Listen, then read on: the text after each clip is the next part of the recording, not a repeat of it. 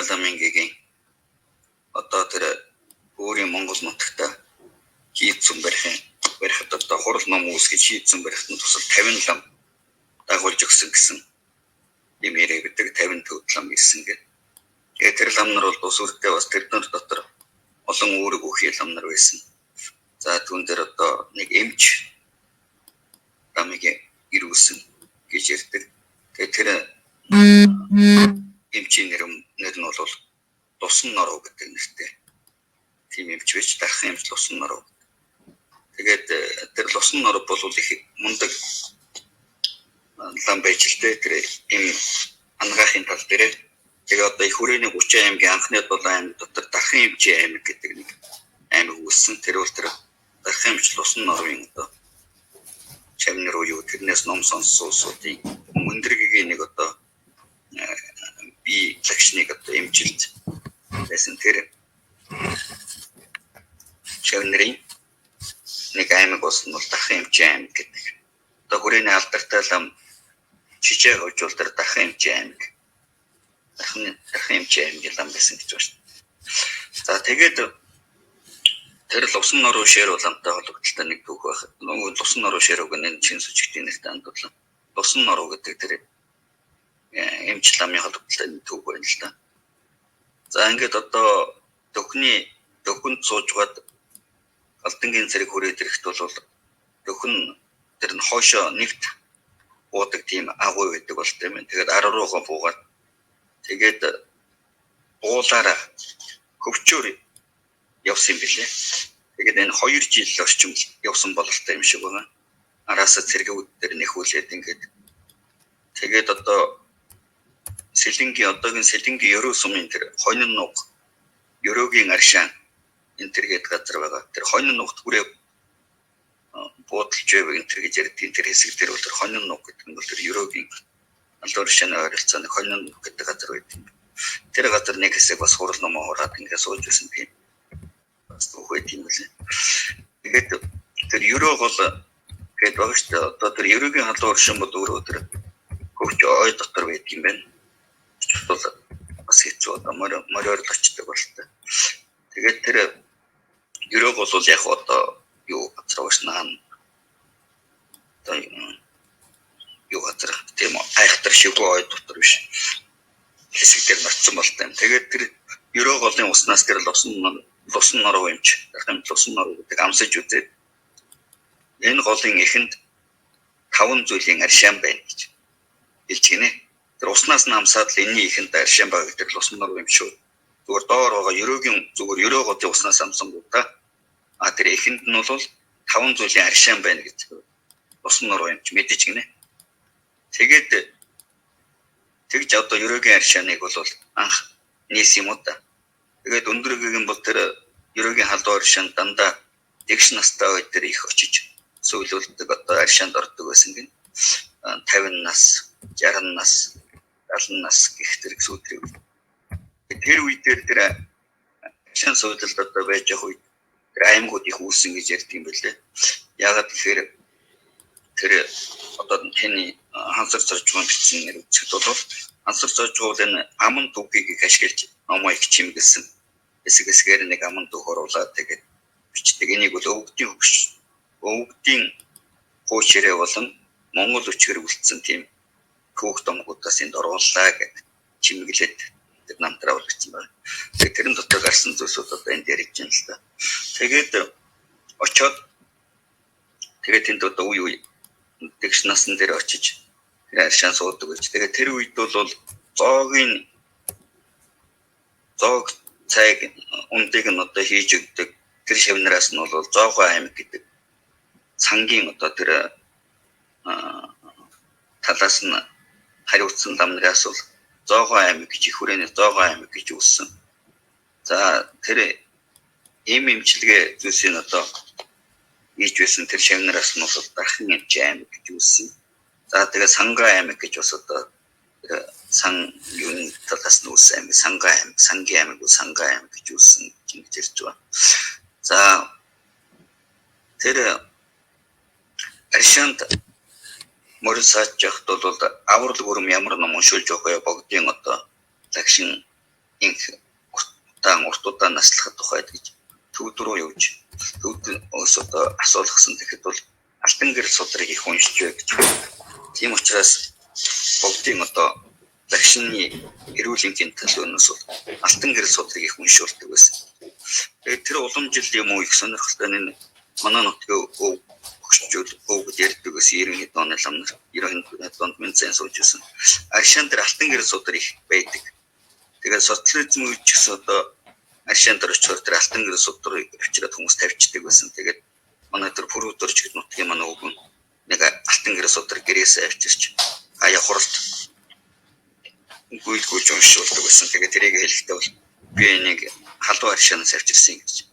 Тэр нь бол яг ононгийн халуун аршаан дээрээс манай нутгийн хүн бол ононгийн халуун аршаа ойрхон байдаг учраас ононгийн халуун аршаа стийн аршаан гэдэг тийм ашиг руу явдаг. Тэгэхээр ононгийн халуун аршаан руу явдаг учраас тэр ононгийн халуун аршаанаас дээрээс. Тэгэхээр тэрнийгээр үзэхэд бол тэр өндөр гэгээний үед одоо алтан гэрэл судрыг эмчилгээ юуны үед бол их уншуулдаг байсан бол учраас тийм уламжлалын хүмүүс дамжуулаад тэгээд аршаан усан очиж хотод бол алтан гэрэл судрыг мишдэг байсан юм. Тийм болтой шиг уламжлал бас тогтсон байж болох юм а гэсэн санаа бас төрж байсан. Тэгээд одоо ерөөгийн аршаан дээр ингээд богцааддаг байж гинэ. Тэгсэн нэг хүн өндөр гэгээний тэнд одоо өөрийнх нь аршаан суухдаа суудаг суудал ингээд чулуун суудал энэ төр байдаг нь одоо өөрт байдаг юм лээ. Тэнд ингээд сууж байдаг одоо тийм суудал зассан байдаг гэж. Тэгээд тэр үед одоо нэг шив асууж гинэ. Энэ аршаан одоо их сонин аршаан байна нэ. Ерөөгийн аршаан. Ямар ч өвчтэй хүн ирээд орохороо тэр тухай өвчин нь бол арилт юм байна. Гэтэл одоо элэгэн цайн аршаан нэнч гэдэг юм уу? Юун цайн аршаан гэдэг юм уу? Ингээд ийм юу ах ингээд хүмүүс орохоор бүгд ингээд өвчин тус үрд нь сайн сайжраад байдаг энэ одоо ямар учиртай юм бэ гэж богдоос асууж л дээ. Тэгсэн богд үүгээр харгээд өөрийн сугаа өргөж гинэ. Сугаа өргөхөр зэрэг суган доогор шагааж хар гэдэг. Тэгээ сугаа өргөөд тэгэхээр суган доогор шагааж харсан чинь нөгөө цаана аршаан харагдчихл байгаа. Тэгэхээр өндөр гэгэний суган доогор харахаар зэрэг цаана лусууд байна гинэ. Маш олон лусууд гүйлдэж явна гинэ. Тэгээд ингээд урд хүн нэг одоо элэгний өвчтэй хүн ч гэдэг юм бөөрийн өвчтэй хүн ороход тэр лусууд бөөрөнд нь сайн аршааныг авчирч тэр аршааны дэвш юунд нэгээд зутгаж яана гэд. Тэгээд дараагийн одоо юу гэдгийг нэг одоо элэг юм уу тийм өвчин гүйлхэлийн юу ч юм уу ямар нэгэн тийм өөр өвчтэй хүн тэр аршаанд норонгууд урд аршааны нөгөө урд өвчтэй хүний орж байсан тэр аршааныг арилгаад шавхаж аваад тэгэнгүүтээ дараагийн хүн таарах имтэй аршааныг авчирч тийм зутгаж яана гинэ. Тэгээд ийм учраас хүн болгонд энэ аршаан усна таарад байгаамаа. Зүгээр энгийн хүн харахад бол ингээд нэг л аршаанд ороод байдаг гэтэл өвчин бүгд тус өвчин арилаад байдаг. Цаад учиртай бол энэ өндөр гэгэний суган доогоор харуулснаар бол тухайн хүнд нь хэрэгтэй аршааныг нь бусууд авчирч хийгээд байна гинэ. Тэгж харж байсан гэсэн тийм домог байна. За тэгээд тэнд ингээд байхад бол нэг зүйлийг альцсан байна. Тэнд одоо Сэнжит цоргот бомбот нэг нь юу лээд ийм дөрвөн хатны одоо амсраас тэр аршаан гойжд юм байна. Тэгээд цорготоос гойждаг аршаан нь бол халуун өвчин тустай ч гэх юм бомбтаас гардаг хүйт туусанд өвчин тустай ч гэдэг юм уу. Нөгөө бомбот юм уу Сэнжитээс нь гардаг аршаан болохоор зэрэг юу тустай ч гэдэг юм уу. Одоо хавцарсан өвчин тустай ч юм уу гэдэг нөгөө 404 өвчин гэдэг тэр өвчин тустай аршаан гардаг юм байна гэж ингэж яасан байлээ. Гэсэн тийм түүхэд юм байна. За инхээр одоо ерөөгийн аршаан мэддэм чадлын тухай тиймд одоо тэгж тусмаар өгдөг тэр хэмжүүл гаргаж тэгээд өнөө хүртэл одоо ерөөгийн халуун аршаан гэдэг нэмжлэгээний тэр аршаан цол үүссэн одоо олон талдартай ус юм түүхт юм байна. За тэгээд тэр манай одоо энэ ташин дэлгэд 404 өвчин гэдгийн тухай манай нутгийн хөрөөдөрч өгөн бас ярина. За 101 яриа ингээд 400 болдог. 404 болдог. Тэгээд эмээр эдэгдэг 101 өвчин байдаг. Өрөм заслаар эдэгдэг 101 өвчин байдаг. Өөр аяндаа эдэгдэг 181 өвчин байдаг. Ямар ч эмчилгээгүй амь насны навч оддог 101 төрлийн өвчин байдаг гэж. Тэр 404 өвчнийг тэгж ялгадсан гинлээ штэ гэж. Манай онцгийн пров ярьжсэн пров бол эмч хүн биш, зүгээр одоо сонсон дууснаа л ярьж баргэлтэй хуучуд сонссон. Тэгээд тэр аршин дээр ингэж өндөргийн саатан мөрөлдөг байсан. Одоо ерөөгийн аршинтай холбогдолтой нэг юм түүх байна. За тэгээ хонин нуг гэдэг газар бол хүрээ бас ингээд хэсэг зуртаа хурал ном хорж ичээ гэж. За тэгээд тэр үедээ бас нэг холбогдолтой түүх байдаг. Тэр ерөөгөөс араа сайхан юм уу нэг газар уулын нэг тийм шигүү ой дотор өндөргээгийн болон түүний одоо дагалдаж яваа усууд ингээд суучаад байсан.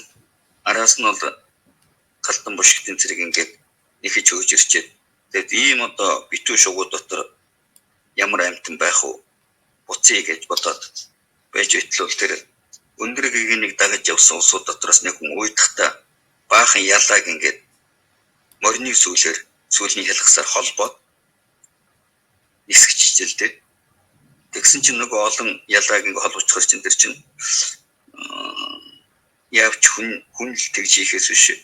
Өөрснөө тэгээд морины сүүлийн ялгасанд орооцолдоо тэг олноороо гинэд явна гэж байхгүй.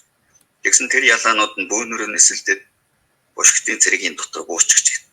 Тэгэнгүүт нөгөө бушигтын цэрэгүүд энэ хүн ингээд ялааг холбоод нисгсэн байна. Тэгэхээр одоо энэ дотор хүн байгаа юм байна гэж. Тэгээд тэр шугуу руу орж тэгээд тентээс бүр цаашаа тэр чихтэй өндөргийн чинь дөрвөж усаар тэгээд урагшаад олноор орсон юм билээ. Өгөн тэр хавьд одоо тэгээд тэр нэг саваагүй хүн тэгж ялаанууд холбоод батган холбоод явуулаагүй бол өгөн мэддэхгүй тэгээд галтны зэрэгчсэн буцхал байсан юм шиг байгаа. За нэг юм түүхтэн дотор бас ингээ өгүүлж байна. За тэгээд одоо тэр өндөргийн үед одоо тэр хурал номын айданг сахиу сангалын айданг бас заалгах тийм жиг журам гаргах хэрэгтэй гэж үзээд тэгээд төвдөд очиж хурал ном уншдаг хурлын уншлагын айданг одоо ямар баар явуулах вэ гэж банчин богдод айлтгсан юм байна. Тэр банчин богдол айлтсан. Энэ дашлумбын аюул бол таарахгүй. Ер нь дашлумбын айдан ч одоо баруун Монгол тэгээд юу яаж мэдэг тангийн эдийн айдангаар тэр сахиу сангалдаа уншиж бай гэж тийм зөвлөгөө одоо зарлиг айлцсан. Тэгэхээр зэрэг мэдэг тангийн дөрвөн унцтаар эндээс очсон халахаас очсон тэр унцд болох шагнар айдан заалгасан юм байна. Тэгээд заалгахад гурван унцд нь бол тус үрдээ одоо сахиу сангалуудын айдан оноож аваад цангаа өгсөн нэг айдан зааж өгөөл тэр өөрийн нэг зааж өгөх айдангаа зааж өгөөд цангаа өгсөн юм байна. Дөрөв тунцд болохоор зэрэг би энд заахгүй нутагч нь заана гэж. Тэгээ хожим нь тэр үлдсэн унцд үрч ирж яасан гинэ. Одоо халахын нутагт үрч ирж айдан зааж өгсөн. Тэгээ мөн цангаа өгсөн. Тэгэхээр тэр төвдийн дөрвөн унцдын өгсөн цанууд эчин галууд байдаг байсан. Тэгээд цагаан сарын одоо хуучт хурлаар тэр дөрвөн цан гаргаж зөгтөг байсан гэсэн тийм төв байт юм байна. Тэгээд одоо эндээс үүдээ шинэ хуучин ян гэж ай гэж одоо тийм зүйл гарсан. Тэгээд хуучин гэдэг нь тэр төвдийн нутаг зааж өгсөн 3 унцдын зааж өгсөн тэр аян бол хуучин ая гэдэг. Нөгөө Монгол нутагт төрж ирж зааж өгсөн ая дам бол тэр сахиусны хангалын одоо дахил тайлхын ая их шиг бол шин гэдэг. Манай нутгийн бүрүү дурж ярьдаг гэсэн. Хуучин бол их гайгүй татхад одоо айхтар хүчээр малтгарах гайгүй.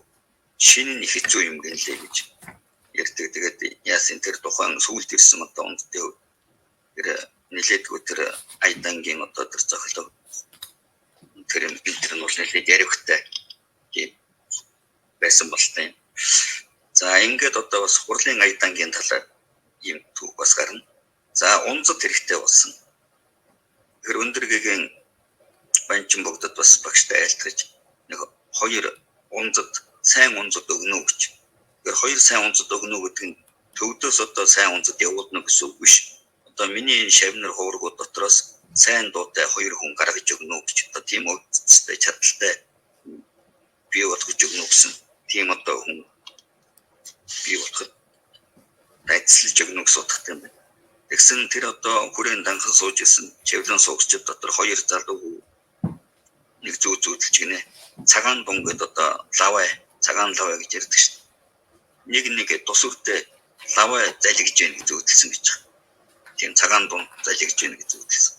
Тэгээд тэр зүүдмүүдийн сонссон өндөргийг тэр хоёрыг одоо унцдаар суулгана гэж тэр хоёрт унцдын одоо иргэм тэр ном татхуу гэсэн номыг заалгуулсан байна л да. Тэгээд Украиний анхны хоёр унцдыг төрсөн гэдэг. Тэгээд тэр хоёр унцдыг нэг нь болохоор зэрэг зэндэвн унцд. Нөгөө унцд нь болохоор зэрэг тономл унцд байлгүй. Ийм хоёр нэр зааж өгсөн. Цол өгдөг. Эрдэнэ унцд, тономл унцд, зэндэвн унцд, норуу унцд гэж. Украиний дөрвөн унцд чинь тийм цолтой. Хожим нь хоёр унцд, юм ч одоо жогчин дөрвөн унцд, Украиний зогчин дөрвөн унцд гэж хадгалтай тийм унцдууд гарч ирсэн. Тэгээд тэр нь үе уламжлаад одоо хоёр их унцд, хоёр бага унцд байдаг. Хоёр их унцдаа болохоор зэрэг норуу зэндэвн гэдэг. Хоёр бага унцдаа болохоор зэрэг тономл эрдэнэ гэж ингэж цололдог. Тэгээд тус өртөө овоодын бүч нь өөр байдаг. Хэмжээ дамжаа нурт багна нь өөр. Тэгээд өнгө нь бас өөр байдаг гэдэг ингээд бас хурцлын үгэнд байдаг юм байна. За ингээд хоёр одоо унцдуудын анхан тэгж үссэн гэдэг. За тэгээд цаашаа өндөргийн одоо тухайн цаг үед олон зүйл ер нь л одоо ахуй амьдралдаа хэрэгцээтэй зүйлсээ энэ төр өндөргийн нас асуудаг заншилтай байсан гэж одоо тийм аман түүх байт юм байна. За зарим их хүрээнд одоо сууж байсан их хүрээний одоо зураг урлал суралцж байгаа хожим нь одоо ардын засгаас хойш энэ Монгол зургийн аргаар Европ одоо орчин цагийн зураг хүчний хүрээний одоо юугаар юутай холбож улам зургийн аргатай холбож дурдаг байсан гэж алдарсан. Дамжуулсан гэх зураач урлагийн гавьяа 73 онд урлагийн гавьяа зүтгэлтэн болсон юм билээ. Тэр дамжуулсан бол бас ном бичсэн. Тэгээд тэрнтэй өгүүлэхээр бол ер нь одоо тухайн үед өндөргийнтэй хүмүүс маш их сүжигтэй байсан учраас энэ монголчуудын ёс заншлын олон зүйлсүүд бол өндөргийнтэй холбогдож дандаа өгүүлэгддэг. Үнэхээр их холбогдолтой байсан эсхийг мэдгүй боловч өндөргийн их биширдэг байсны уламжлалт одоо тийм бэлэг тэмдэг болж аливаа зан заншлын олон зүйлсүүд өндөргийнтэй холбогдсон байлтай гаргасан байж болох юм а гэж бичсэн байсан. Тэгэхээр зэрэг ямар заншилттай зүйл асууж байсан бэ гэвэл одоо ингээд төлөсөн мал одоо их нь үрээ болдог тийм явдал байдаг. Хонь хургаа болдог, ямаа ишгэ болдог. Тэмээ батгаа голох, инг батгаа голох ч юм тий. Гүү одоо унгаа голох. За гүү унгаа голох нь одоо тийм ч элүүгээд ч юм ямар боловч инг тэгээд хонь ямаа гурвчин гэр нь их үрээ голох тохиолдол их гардаг юм ба шүү дээ. Ялангуяа хонь ямаанд бол их тохиолддог шүү дээ. Тэгээд ингээд одоо яах вэ гэж өндрийг асууж байна ингээд их үрээ голох юм явдал гарах гэдэг. Тэгэхээр өндөргийн нэг зүйл зааж өгсөн юм байна. хургаа болох юм бол тийгүү гэж хэл. Ямаа шгэ болох юм бол цэгүү гэж хэл. Үнний одоо тоглоо болох юм бол өө гэж хэл. Гэж хэлсэн байна. Одоо тэрэнд өгүүлж байгаагаар. За тэгээд одоо монголчууд бол тойголдог. Өнөө одоо ургын хөвөлттэй бол тойголдог тийм их голж өрөөд хөвөлөхгүй байх юм бол тойгуу гэж. Тойгуу гэж зарим газар бол тойг гэдэг тийм. За ямааг болохоор зэрэг цэгүү гэж ингэж хэлдэг. Үрийг бол өө гэдэг шүү дээ. Энэ үгдийг бол өндөргэн гаргаж зааж өгсөн юм аа. За тэгээд яагаад ингэвэ гэхсэн чинь энэ уянгат их шиг дууг ингээд жихэнд нь сонсохоор энэ одоо саяхан зааж өгсөн цэгүү тойгүү өө гэдгийг ингээд жихэнд нь сонсохоор тэр амтны сэтгэл бол их уяраад юм бод сэтгэлийн үнс төрнө. Тэгээд төрөхөр зэрэг тийм одоо асар нэг үсэх сэтгэл эзээ адгуулсан амтэн ч гэлээ сэтгэлд нь тийм асрал инэрлийн сэтгэл төрөөд уяраад тэгээд үрээ одоо голохгүй өхүүлж ингэж авах юм аа гэсэн.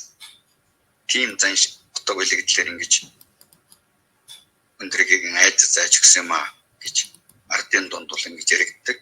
Тэгээд манай доктор Хүрлбаатар гол энэ тухай тайлбарлахдаа тэр төв дэлгээр ингээд төвдөр нөгөө орчин цаг тэр нь уламжилж бичигдээд ирсэн тэр гуйч Монгол байсныг төвдөр оруулсан юм үнэхээр тэггүй гэдгийг яг тэгж хэлдэг байсан юм. Тэгээд Хүрлбаатар гол тайлбарлахдаа тийгүү гэдэг тэр бид нар бол тойг гэдэг байгаа. Тийгүү гэж хэлж байгаа нь яг төв төвчлэгээр нэгэд орчуулах юм бол 9 төм цэгүү гэх юм бол 9 нас гэж хэлж байгаа. Тэгэхээр энэ бол цаг уртахаараа бол урт наслах төм бомор үржих мал авах бол одоо мөчин дэлгэрэгч гэдэг юм. 9 үеэр одоо илвэгдэлийг хангалуун явууч гэдэг юм уу. Тийм давхар утга байлгдaltaй ингэж болтойгоо. Хүрлбаатар бол бас тайлбарсан байлээ. За ямар боловч тэр хансар цожгоон одоо тайлбарснаар бол адгуулсан амтэн ч гэлээ одоо тэр уянгат тийм үгсүүдийг сонсонгууд сэтгэлд нь асрал инэрлийн сэтгэл төрөөд тэр сэтгэлээрээ бол үрээ голохгүй ингээд авах юм аа гэдэг ийм тал болгож байсан гэсэн ийм яриаг тийм. За тэгээд нэг өдөр одоо бас ингээд гэгэний сан одоо өндөр гэгэний шан одоо юу тийм шан зов юуны одоо гурал ном аливаа зүйлд нь хэрэглэгдэх сан эдийн сан ингээд үүссэн. Тэгэхээр энэ одоо эд хөрөнгийн мал сүргээ одоо хамгаалах хамаг хэрэгтэй байна гэж үзээд өндөргийг нь дайлтгаж гинэ. Хамгыг одоо ямараар хийх үү гэж. Тэгэхээр өндөргийг нь бол 4.10 гэдэг хамаг хий гэж айлтж гинэ. 4.10 гэдгийг бид нааш хамаг хэрэгэл гэж хэлсэн гэж төвдөр хэлсэн бол нааш хэлсэн юм. Тэгэхээр нааш гэдэг чинь монголоор орчуулах юм бол 4.10 гэсэн. Би наа гэж 10 шиг 4 гинэ. Тэгээд тэгэхээр нөгөө айлтгах суусууд хэлж гинэ. Бид тэр нааш хамгийг мэдэхгүй байна. Ямар байдлаар хийх үү гэсэн чинь 4.10 ингээд тавьсан байдалтай. Тэгэхээр одоо нэг ингээд зураг хөрөг байдаг. Одоо сайхан одоо ямар нүд юм бэлээ. 5 нүд ингээд нэг юм гараад байгаас 5 нүдийн брэнд гэж тэрний тэр тэмдэг шиг тийм тэмдэг үүснэ гинэ. 5 нүдтэй. Тэгээ энэ ямар учир утгатай юм гэвэл юу яаж байгаа?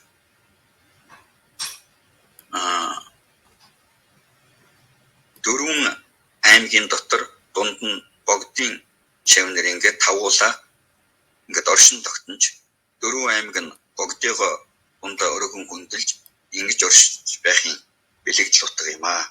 Одоо халах дөрвөн аймаг дотроо богдын шав богдгийг нэг ингэж өргөөд ингээд тавуул ингээд оршин тогтохын бэлэг тэмдэг юм аа гэж богд айлтжээ. Тэр 4.10 тавихаар одоо 5 нүд гард юм. За тэгээд нааш гэдэг үг нь бол төвдөр бол одоо нааши уу 4.10 гэж нэрлэж байна. Яг тэр төвд үгөө нааши гэдэг үгээр нь хэлэх юм бол наашир гэсэн утга болдог. Тэгэхээр аливаа сайн сайхан эрүүлийн одоо эд хөрөнгө илүүгдэлгүй байхын тэр буян шиг наашир гэсэн утга болох юм гэж бас богд айлцсан гинэ. Тэгээд нааш тамг гэдэг уу 4 бай гэдэг одоо зөвхөн 5 минут ингэж яриад байгаа. Тэр тамганы үүсэл бол тэгсэн гэж бас богдын төвхт ингэж холбогдож яригдсан байна. За ингээд нэг заншил дээр ийм зүйл гарлаа. За тэгээд цааш одоо нэг зүйл бас болсон шиг байдал ингээд аман дүүх болон бусад дүүх домгууд тэр холбогдоход бол юу өндөр гэгэнийг ингээд ментэлээгүй одоо хан чамсны хөвлөд оршиж байх цагт уу юм уу? Тийм нэг үед бол Сэцэн хаан одоо ингээд өөртөө тийм зүм бэлэг төрсөн юм шиг байна. Тэгээд Түшээд хаанд нэг захиа бичиж гинэ. Монгол түмэн бидний одоо заяа тавилангаар биднийг удирдах чадах нэг хүү чиний гэрт төрөх тийм байдал надад санагдсан учраас хоёул уулзаж найр наадам хий, баяр наадам хийя гэж. Тэгээд Сэцэн хаан хэдэн бараа болгочтой, Түшээд хаан бас хэдэн бараа болгочтой. Тэгээд энэ богдуулын хавцаа уулзсан шиг. Тэгээд уулзаад найр хийгээд сайхан зүйлсүүдээ ярилцаад тэгээд одоо баяр тийшээ нутаг руугаа явсан. Тэгээд Сэцэн хаан бол нутагтаа очингуудаа 3 слүүртэй тийм үлгий эртний үлгий бэлтүүлсэн. Уг нь төрөөгөө хөлтөд төмөр үлгий гэдэг одоо монголчууд бол эртнээс үлгий бэлтгийг бол зээрэлдэг боловч тэр Сэцэн хаан бол тийм үлгий бэлтүүлсэн. Тэгээд тэр үлгийг үүсгэхэд өндөр гэгийн ч гэсэн мэндэлсэн. Намрын адаг сарын 22-ны намрын адаг сарын 22-нд л 25-ны өдөр мэндэлсэн юм биш үү? Дагин символ өдөр. 9 сарын 25-ны өдөр мэндэлсэн гэдэг намтарт гардаг. Тэгээд тэр үлгийг өндөр гэгэнд авчирч одоо барьсан. Тэр нялхыг одоо нялхын тухайд нялх хүн гэж гарч байгаа юм л та. Тэгээ мөн одоо нялх байх үед нь Сэцэн хаан бас ирсэн юм байлээ. Тэгээд тэр хоёр нэг ойтой ч байх юм уу тийм баг ширхан миний өвөр дээр суугаад байж болох загтал ирсэн бол таа. Тэгээд Сэцэн хаан ирээд байж байтал нэг гинт хаанаас гараад ирсэн мэдэхгүй 2-3 газар ороод ирсэн юм уу гинт үзэгдсэн юм уу тийм явдлоосон. Тэгэнгүүт өндөр гэгийн тэр нялх хүн бол одоо өндөр гэгийн нялх хүн тэдэртээ ярих байдал гаргаад байнгут Сэцэн хаан өөр дээр нөгөө хүүг авчихсан чинь нөгөө газрууд үзэгдэхээ болсон. Тэгээд Сэцэн хаан бол хэлсэн байна. Энэ хүн одоо ингээд хойш барцаа саадгүй байх шинж бүртлээ. Тэгээд өөрийн одоо гэгийн Сэцэн хаан гэдэг үс юм байна. Сэцэн хаан чинь тэгээд өөрийн гэгийн цолоо энэ хүүд өргөё гэж. Тэгээд одоо гэгийн Сэцэн хаан байсан бол Сэцэн хаан болох нь ш дангаараа. Гэгийн өндөр гэгийн төгсч учраас. Тэгээд өндөр гэгийн бол гэгийн хүү гэдэг үс юм. Тэр үедээ гэгийн хүү гэдэг нэртэй явсан. Тэгээд одоо 3 настай нөгөө Жамбал Занжид өдөр бүрэн шиг гэрийн бүслөөр барь тойроод Жамбал Занжид 2 удаа өдөрт уншдаг жийжэрэн шууд тэнцааж өгөх. Тэгээд миний багш 3 цагийн бурхан бөлгөө гэдэг нэг аяла модулсэн санжидтэй юулын 4 шат тэр номыг ин зохиож уншсан гэдэг одоо тийм онцлог зүйлсүүд нь бас намтар төгтмөл өгүүлдэг. За тэгээд тэр гэгийн хүү гэдэг нэртэй байж хожим нь одоо тэр сахил залаад бол тусан дамби жамцсан гэдэг алдар нэртэй болсон. Тэр өндөр гэгийн чинь бол уг үндсэн одоо эцгээс өгсөн нэр ч юм уу иш дорж гэдэг юм байна. Ер нь одоо Түшээд хааныхны удмынхан дээр дорж орсон нэртэй байдаг. Гомбод дорж, жахун дорж, тэгээд иш дорж гэдэг маань өндөр гэгийн алдар нэр. Тэгээд цаашдын одоо Түшээд хааны удмын галдан дорж, дондуу дорж, тэгээд тоошоогоо тэр юндан дорж, за дэлэг дорж гэж явж байгаа зү тийм ээ. Тэгээ пунцэг дорж гэдэг нь хамгийн сүүлийн одоо Түшээд хомцогдорч гэж байсан мэт тий. Ардын засгийн үед байсан. За тийм маягаар одоо эдний алдар нэрэнд бол дорж нэр их ордог. Тэр очроо баш түшээ таан гэдгээс л байж болох юм тийм. Аттай цаанаас чинь учир хаан гэж золгосон. Тэгээд тэрнээс нүгдээ тэр учир гэдэг нэрийг одоо утамд гардаг байсан байж болох юм аа. Тэгээд иш дорж гэдгийг хэрвээ санскрит хэл рүү орчуулах нь занаа утар гэдэг юм байна. Тэгээд энэ нэрээр нь одоо занаа утар гэдэг нэр иш дорж гэж төвдөрвөл иш дорж гэж бичнэ. Занаа утра гэдэг тэр санскрит нэрээр нь их хэрэгэлдэг. Ж гомо гэдэг төвдөр хэлдэг. Тэр нь бол өндөр богд гэж хэлдэг. За мөн одоо тусан дамби жанцсан жээл усан дамби жанцсан гэж хэлдэг. Тэр нь бол тэр сахилын алдар нэрээр нь хэлж байгаа. За мөн одоо нэг алдар нэр нь юу вэ? Өндөр гэгийн гэж хэлж байгаа. Ийм маягаар алдар нэрийн тухайд бол бас ингэж өөр нэрүүдээр ингэж уламжилж ирсэн байна өнөө хүртэл. За тэгээд өндөр гэгийн одоо цааш түүх юу байдаг вэ гэхээр за тэгээд түрүүний тэр одоо найр наадам Төвшөөтан Сэцэн хаан хоёр одоо энэ хавьд найр наадам гэсэн. Тэгээд тэр найр наадмын ч одоо утга үл үйдэл юм уу? Төвшөөтан Сэцэн хаан хоёр л ингээд уламжлан тагсаар ирсэн энэ Бог таан уулын дахлаад Хэнтэй хаан уулын дахлаад гэж хоёр дахлаад байсан юм л хуучин зах. Тэгээд жишээ нь Богд хаан уулыг дахтаа бол Сэцэн хаанаас хааныхан болон Төвшөөт хааных нь нийлж дахдаг ийм уламжлалтай байсан юм байна. Тэгээд энэ нь хожим бол 10 засгийн наадам гэдэг тийм нэр томьёонд үсээд тэгээс бол ардын засаг гарсан хойно бол уул тайлгын наадам гэж хараад сүүлдээ цэргийн наадам болоод тэгээд ардын хувьсгалын ой наадам гэдэг болж өгрөө ингээд өнөө хүртэл дээр нэмэх нэрвэл нэмээд ингээд явж байгаа юм байна. Тэгээд энэ Бог таан уулчин нэг нь Сэцээгүн нөгөө нь Төвшөөгүн гэж золтой шүү дээ. Тэр магадгүй одоо тэр Сэцэн хаан Төвшөөт хаан хоёрын дахидаг байсан учраас нэг оргилт нь хоёр хааны нэр өгсөн ч байж болох юм. За бас ингээд энэ Манчир хийдийн дам байсан нанцтын дэсцэггүй одоо дурсамжид бол юу энэ Сэцээгүн чинь 50 лангийн цалинтай мөнгөн 50 лангийн одоо мөнгөний цалинтай байсан. Тэгээд бас мөн нэг жил Манжамбан энэ юуны хүрээнд сууж исэн Манжамбан Сэцээгүний дахлагт гард юм байна л Бог таан уулын дахлах. Тэгээ гарах гэж явсан чинь юу яасан? Урд өдрөн чиглэв. Гинт зуны цагт дахдаг байтлаа засан шуурга болоод зүрхийн болсон. Тэгэхээр Манжамбан хилгэнсэн гинэ. Энэ төрийн сайдын одоо зарилгыг өрчлөө. Дахих гэж байхад засаар шуурлаа гэж торгож уйл хэлэлцэж Бог таан уулыг Сэцээгүнийг одоо 50 дашуураар торгож тэгээд 50 дашуур жинтсэн гэж одоо тийм тэр дэсцэггүй бичсэн байна.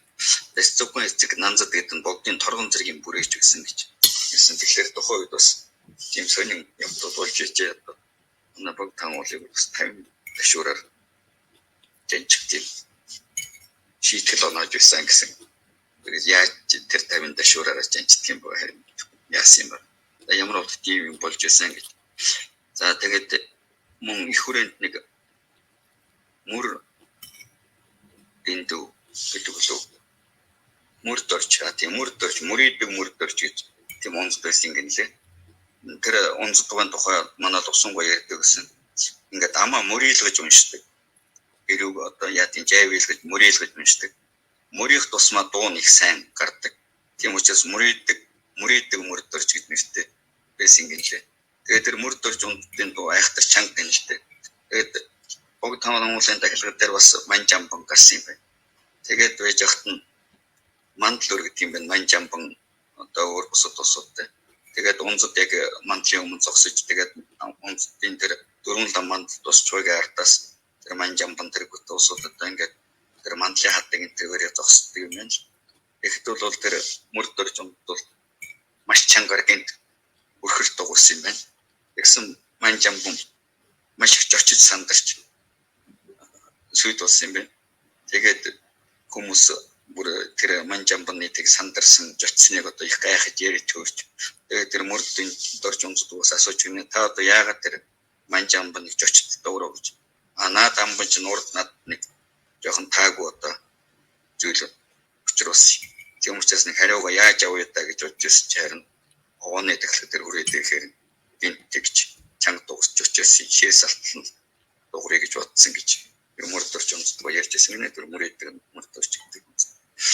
За тэгээд одоо энэ ихэр баг тан уулс энэ одоо тэр тахлаг болвол тэр өндөргийн тэр винтхийн өмнөх одоо бэлэгдэл ах бас үүдээд гэсэн бо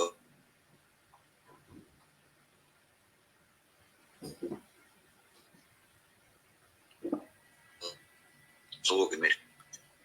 За тэгээд одоо өндөргийн одоо олон зүйл байна л да. За манчин одоо юун дээр бийчэнд очиод байх үед бас олгогдолтой домогт өгöd байдаг.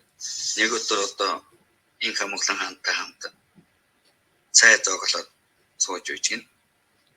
Тэгж байсан чинь өндөргийн гангар шаазантай цайга зүүн урагшин гэдэг лөө баруун урагшин гэдэг лөө зарчиж гинэ. Тэгэхээр энэ хамглаа асууж гин. Та ягаад эзний одоо хааны зоогийг зацав гэж. Тэр баруун урд зүгт нэг их хот чадж байхад бол тэр рүү унтрахаар зацлаа гэж.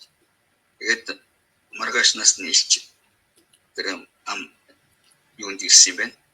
Тэгсэн баруун урд зүгт нэг хот шатаад сүйд болохын даваан дээр зүүн хойноос нь хөрөн бор өнгөтэй бороо ирж асгараад тэр хотын төмрийг унтраалаа гэсэн. Тэгэхээр манчин энэ хамглаа хам бол ямар эрдэмтэй юм бэ гэж одоо өндөргийн магтсан гэдэг ийм нэг домог байна. За хоёр дахь нь болохоор зэрэг нэг өдөр богд өөрийн шавийг явуул зээлийн газар очиод нэг тийм шил олж иргээд тэгээ нэг тийм дүүрэг шил ч юм уу ямар ч юм шил авчирсан. Болор шил ч юм уу ямар шил. Тэгээд тэр шилийг бариад богд сууж итлээ. Эцэн хаан дуудаж таныг бараалхаж ирнэ гэж байна. Тэгэхээр богдыг тэг дуудуулаад ирэхийн өмнө бол суудалд орно баахан ганжуурын судар оруулаад тавьчихсан. Тэгээд өндөргийн ирээд суухын өмнө тэр суудал дээгүүрээ нөгөө шилээрээ нэг ачих шиг болоод тэгээ суугаад байж гин. Тэгсэн энэ хамглаа асууж гинэ. Амаа одоо тийм ээ. Бурхны будагт та өндрөө бурхны зарлиг ном өндрөө гэж асууж гинэ. Тэр өндөргийн бурхны зарлиг өндрөө байлгүй яах вэ гэж. Тэгэхээр энэ хамглан та бурхны судар дээр зарлиг дээр суудсан байх шүү дээ гэж. Тэгэхээр өндөргийн маш их сандарсан байдалтай юу вэ яадаг вэ гэдэг ухсыгээд босч гинэ. Тэгэхээр нөгөө доороос нь нөгөө ганжуурын судруудыг гаргаад ирсэн чинь дан цаас болцсон байсан. Хоосон цаас болцсон. Тэгээд тэнд байгаа усууд маш их гайхаад тэгж үтэл энэ хамглаа асууж гинэ. Та нэг орж ирэхдээ нэг ялтгансан гялалцсан нэг зүйл барьж ирсэн. Тэр юу байсан надад өгөөч.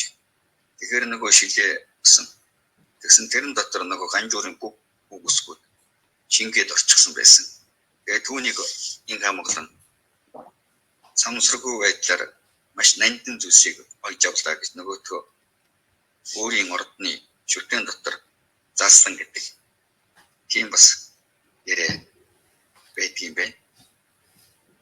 За гурав дахь нь бол нэг удаа өндөргийн нэг дуудаад иргээд бас явуулж гинэ.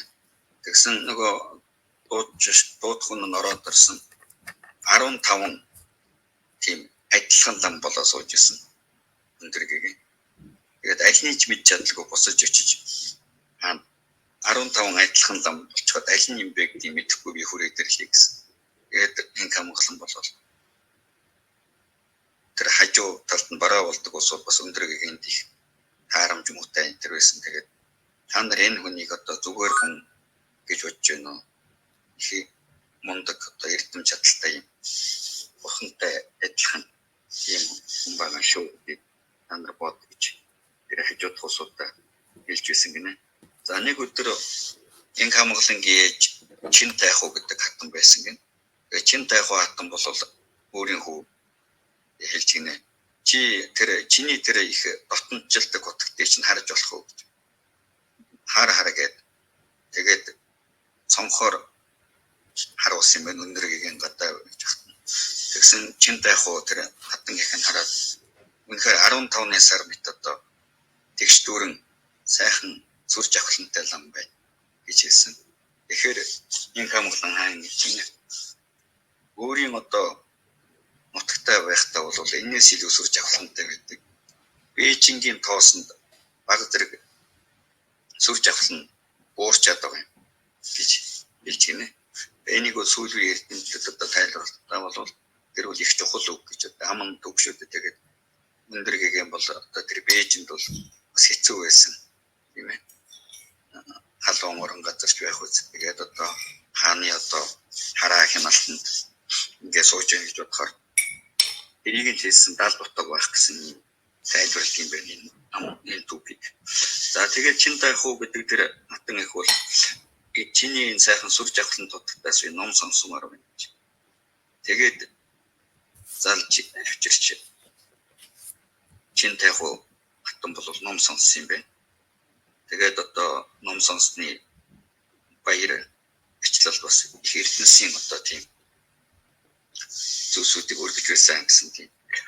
За нөгөө нэг нь бол энэ хамглан хаан насны авшиг хүртье гэж өндөргийн бол айлтгсан байна.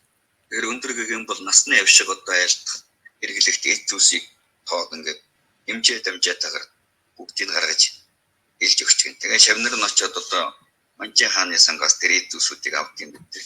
Тэгсэн маш их одоо олон энэ тоорог энэ төр авч гинэ. Тэгэхээр тэр Манжин сангийн төшмөд болж гин энэ халдгын одоо энэ утагт маш их шуналтай байна. Баах юм авлаа юу их юм ороход ийм их юм орох эсгүй гэж. Тэгсэн тэр бүх зүйлсүүдийн тэр банкийн хэрэглэл одоо тэр мандал зандлын одоо юу гэдгийг тэр бүх зүйлсүүд ингээд хийсэн чинь бүгд яв цав илүүчүүд дутуучууд таарсан. Тэгэнгүүт тэр одоо төшмөдүүд бол өөний чинь их эрдэмтдээ одоо юмсууд илт шууд мэддэм байна гэж тэгж одоо түүнээс хойш их биширч хүндлэх болсон гэх тийм зүйл бас болж ирсэн байна. За тэгээд мөн одоо цааш мөн одоо тэр насны авшиг хайрлах үед бол маш том хон хочор хоёрыг бол авчир тавьсан юм байна. Тэгэхэд бол өндөргийн тэр том хон хочрыг бол ямар түүцсэн шинжүүр барьж тэр насны авшигын номыг бол айлцсан гэсэн бас юм домог байт юм байна. Ер нь тэр Бээжинд байх үеийн хологдолтой тэр Манжин хаантай холбогдсон хоорондоо яриа хөрөн сүйдэлтэй олон домог төгөөд бол гардаг юм байна. Нэг өдөр одоо энэ хамглан бас асууж гинэ. Өндөргийн нэг өөрийнх нь малгай тэр хүн малгайныхын тэр оройн тэр тийм очир байдаг гэсэн юм байна. Очир зангидаас очир ч юм уу. Тэгэхээр энэ хамглан асууж гинэ. Утаг таны энэ малгайн орой дог гэдэг чинь одоо орой дэтгэм гэсэн үг шүү дээ. Энэ дог чинь их сонин дог юм аа. Ямар учиртай дог вэ гэсэн чинь энэ бол одоо миний шавнар үгээр намайг очир дар гэж одоо хүндэлдэг. Одоо энэ богдыг очир дар гэж боддог. Мөн одоо миний багш Банчин богд энэ очрын дүрээр малгайн дээр ингэж байж байгаамаа гэсэн утга хэлсэн чинь энэ хамгаалалтаа сайн утгатай таны энэ санаа маш сайн байна гэж бас ингэ сайшаасан гэсэн тийм сэрэв гэдэг юм. Гүнгүнзгийн утга нь ямар юм зүгээр одоо энэ бол хансарчж бол тэмдэглэсэн тэр түүх домгийн зүйлтэй. За тэгээд одоо цааш өндөргийн нэг удаа одоо энэ хамгаалан бас өндөргийн хэлж гинэ. Хоёулаа Бээжингийн гудмаар явж цогтой хамтдаа явж юм гайхаж одоо юм үзэхээр явъя гэж. Тэгээд тэр хоёр явж итэл тэнд нэг эдгээр улсууд юу болж байна гинэ? Нэг өндөр хүнийг маш их өндөр хүнийг авчирсан байна гин. Тэгсэн хаан энэ юу болоод байгаа юм гээд тэгсэн чинь манай одоо энэ далайгаар явж ирсэн усууд далайн уснаас нэг юм өндөр хүнийг бариад авидэрчээ. Хэл ерөөсөө ойлголцохгүй байна гэж. Тэгэхээр энэ хамгаалан утгатай чи энэ хүнтэй ойлголцож чадахгүй гэж. Тэр хотогт очиод тэр өндөр хүнтэй ярилцаж гин гэсэн хэл ойлголцоод тэгээд өндөргийн хэлж гинэ энэ хүн бол далайд байдаг хүн юм гинэ. Бол усын орны хүн ч гэж хэлсэн. Тэгээд хүн юм гэн юу усны мандал дээр гарч ирээд юм хүмүүсэд ажиглаа сонирхож явж байтал танай албатууд бариад авидэрлээ гэж хэлж байна гэж. Тэгэхээр энэ хамгаалан тэгвэл утгатай наад үндэ хэл манай энд сууж амьдарч болохгүй юу? Бүх зүйлийг чинь одоо хангаж өгөөд байлгаж болж байна гэж хэлсэн чинь тэр цаад хүн бас өндөргийн хариу цаад хүн юм ярьж тэгээд тэр өндөргийн бас хариу айтсан нэ. Энэ хамгаалан Лусын оронд маань одоо далайн оронд маань өгшин настай эцэг их хоёр маань байгаа. Тэр хоёр маань намайг байхгүй бол сөйд болно. Би тэр хоёроо тижээж үйд юм аа. Тийм учраас би одоо энд үлдэж чадахгүй нэ гэж хэллээ гэж. Тэгэхээр энэ хамгаалан тэгвэл одоо энэ хүний тавьж явуул гэж бас итгэл шагнаа тэр хүнийг далайд нь буцааж явуулж гинэ. Тэгээд мөн одоо өндөргийн нэг магтаж гин. Өндөргийн бол одоо усын орны хүмүүсийн хэл хүртэл мэддэг. Үнэхээр одоо гайхамшигт байна гэж бас магтсан гэдэг. Ингээд өндөргийнтэй холбогдолтой тийм олон түүхүүд байна. Тэгээ одоо нэг одоо өндөргийн янзгүй ханддаг хэдэн төшмүүдийг өндөргийнхэнтэй ном хаялцуулна гэж гин. Тэгээ нөгөө төшмүүд нь тэгээ одоо их дуртай байж гин. Өндөргийн дайлтгсан чинь өндөргийн бас хүлээж авч гин тэг яа гэж. Тэгээд одоо уулзаад тэгээд ярилцаж гин. Тэгсэн өндөргийн асууж гинэ. Номын утга хэлэлцэх юм уу, ертөнцийн утга хэлэлцэх юм уу? Тэгэхээр нөгөө төшмөдүүд хэлж гинэ. Бид номын утга юу мэдэх вэ? ертөнцийн хэрэг утга хэлэлцээ гэж. Тэгэхэд ярилцаад газар орны тухай ярилцсан бол тэмдэгсэн өндөргийн хэлж гинэ. Та нар одоо хамгийн хамгийн өндөр бол хаана байдгийг мэдэх үү гэж. Тэгэхээр тэд нар нь одоо сайн мэдэхгүй байсан гэнэ мэдэхгүй. Хаана уу гэсэн зүүн зүгт маш өндөр гэдэг нэг уул байдаг. Тэр уул бол тийм өндөр гэдэг хэлж гинэ. Тэгэхээр нөгөө төшмөд тэгээд хүрээд ирсэн чинь нөгөө энэ хамгаалан номын хэлцээ ямар болов гэсэн. Энэ утгач айхтар юм байна. ертөнцийн номын утга ертөнцийн утга ярих уу гэж ертөнцийн хэрэг утга ярих гэсэн чинь салын одоо зүүн зүгт далайн дотор нэг өндөр их уулын тухай хэллээ гэж. Тэгэхээр энэ хамгаалан уучны бичиг данс авчруулад үзсэн чинь зүүн зүгт өндөр гэдэг нэг уул байдаг. Тэрний өндөр нь тийм гэж хэлсэн. Тэгээд тэрийг уншингуудаа утгад бас номын утгаас гадна ертөнц дахны одоо утгыг маш их мэддэг юм байна гэж улам дотномжлох болжээ гэдэг ингээд бас тийм төвх томог тэр дотор бас гарсан байна. За тэгээд мөн одоо нэг удаа өндөргийнс бас энэ хамгаалалтаа асууж гинэ. Утгатай чи одоо ингээд өнгөрсөн одоо 93 цаг мэддэг гэдэг атлаа галдан бушигтын зэрэг одоо дайран довтолж ирнэ гэдэг яагаад мэдээгүй юм бэ гэж асууж гинэ. Тэгсэн би мэдчихсэн урд цаг тайван бүх зүйл юу ч болоогүй байх цагт бол би танд нэг аюу шурхны хүрэг илгээсэн. Тэгээ аюу шурхны одоо хүргийг Жандуу цогцол гэдэг өөрийн зохиосон номтойгоо танд илгээсэн байгаа. Тэр номны тэр Жандуу цогцол ном тэр аюу шурхны хүргийн хормой хэсэгт нь нэг захиа бичиг явуулсан байгаа. Тэр захиа бичиг дотор цаг нэгэн цагт хямарч байн самуун үүсэх цаг болох юм бол тулгар тэрийг дагаж үрч ирэн шүү гэсэн тийм нэг захиа байгаа гэж хэлж гинэ. Тэгэнгүүт энэ хамгаалан тэр аюу шурхныг авчруулад үтсэн чинь яг тэр хэлсэн дагуу захиа нь байсан гинэ. Тэгэхээр үнэхээр одоо ирээдүйг бүрэн мэдчихэж би чамайг зүгээр юу ч мэдэхгүй гэн сэрэггүй сууж яснаа л гэнт сандраад наашаага хүрээд ирсэн юм байх гэж бодсон чинь чивэл эртнээс одоо ямар цаг болохыг бол мэдчихсэн юм байжээ гэж бас их сайшаа магтжээ гэж тэрэн дотор гарч байна. За ингээд одоо өндөр гэгэний тухай ярих юм бол өөр энд одоо яг санаанд орохгүй байгаа зүйлсүүд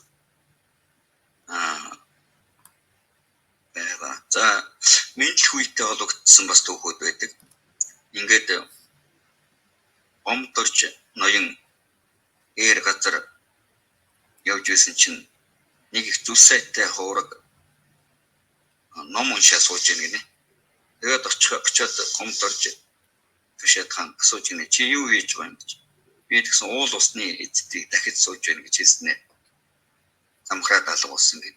Тэгээ энэ одоо ямар сонин юм бэ гэж бодж ирсэн нь бол тэр өндөргийн одоо үйл төрж ирэхийн тийм утга одоо бэлэгдэл утга байсан гэж. За мөн одоо зарим хүний ардын одоо тэр Түшээд хааны алгад ардын үдэнд бол заан унсан нэгэн лам өндөр гэгэний өргөө биш Түшээд хааны өргөөр ороод явчлаа гэж арж үзэгдсэн энэ гэсэн тийм яриаг юм бол тэр одоо Жон Дарнатын гэгийн өндөр гэгэн болж Түшээд хааны төрхөөр тэгж ирж байгаа. Тэр утгад бэлэгдэл гэж бас ярьд юм байна. За энэ мэтлэн одоо том өгдөг олон байдаг юм байна. Тэр бүр мэдлэх газар тэр 9 зүйлийн тэр газрын тухайн ч гэсэн бас домог түүх байдаг юм байна. Тэр Автай сайн хаан ихээр газар ан ав хийж яваад хэдэн бараа болгочтой дахиж явтал хээр тал утаа гэрчээсгэн. Энэ одоо эцгүү тал юм хүн утаа гаргаад ингэ сууж өгдөг юм. Очоод үзээд тэр гэсэн чинь очиж үзээд нөгөө чан дахиж ирээд хэлж гинэ. Нэг өсгөө молзон толгойтой хөөхтэлтэй хүн оолыгээ сууж байна гэж хэлж. Тэр Автай сайн хаан хэлж гинэ. Би урд төвдөд очиод далай ламтаа уулзж байхдаа манай нутагт лам хуураг байхгүй учраас хэрвээ лам хуураг тарах юм бол мөргөж үе гэж ам авсан юм аа. Тэгээд хуцсны өнгөөр харахад бол лам гэх гэмдэг байхгүй бол ч толгойн байдлыг харахаар лам болтой ч биш байгаа учраас очие гэ. Тэгээ очиод тэгээд Автай сайн хаан мөргсөн албатууд нэрээс мөргөө гинэ. Тэгсэн нөгөө хөвгтөлтэй хүн хэлж гин. Хамаг олон улсууд юурэг мөргөхгүй байхад ганцаараа чи мөргөдөг ямар сайн хувьтай хаан бэ гэж хэлж гинэ. Тэгсэн олон хүн чам дээр одоо ирж уулзахгүй байхад би одоо уулж идэг би чамайг тоож уулзж идэг чи яасан хувьтай бадарч юм бэ гэж Автай сайн хэлж гинэ. Тэгээ хоёулаа найсш олон үг ярилцсан юм байна. Тэгээ ярилцж явах зур нөгөө ламчин зоогоо гаргаад одоо тэрнээсээ аяган тийгээд хаан дэглээд байж тэр нэг будаал байсан юм байна. Тэгсэн хаан бол тоогчгүй тэрнээс нь үртэд зоглоод хянартаа өгсөн хянар нь огөөцөн хүрээд идэж чадахгүй байж гинэ. Тэгээд тэр бараа болгочт нь Автай сайн хааныг тэгжсэн. Манай хаан ямар их ойтой юм гэж нэг ой яах гэж ярьдаг шүү дээ. Тэрнгүй ийм идчихэж идэг ямар юу вэ гэж ойтой юм бэ манай хаан чинь гэж хэлж байсан гинэ. Тэгээд тэр хоёр одоо тэр бадарчин Автай сайн хоёулаа чи үгүй одоо энэ ээр талд ууслаа хоёулаа уулсны одоо энэ газар тэмдэглэж тэрийг тэнд нэг тэмдэг тавьсан. Тэр газарт нь хожим нь Түшээд хаан гомдорч яг өндөр гэгийн нэг мэдлэх үе сайн газар юу төрүүлнэ хүүгээ гэж.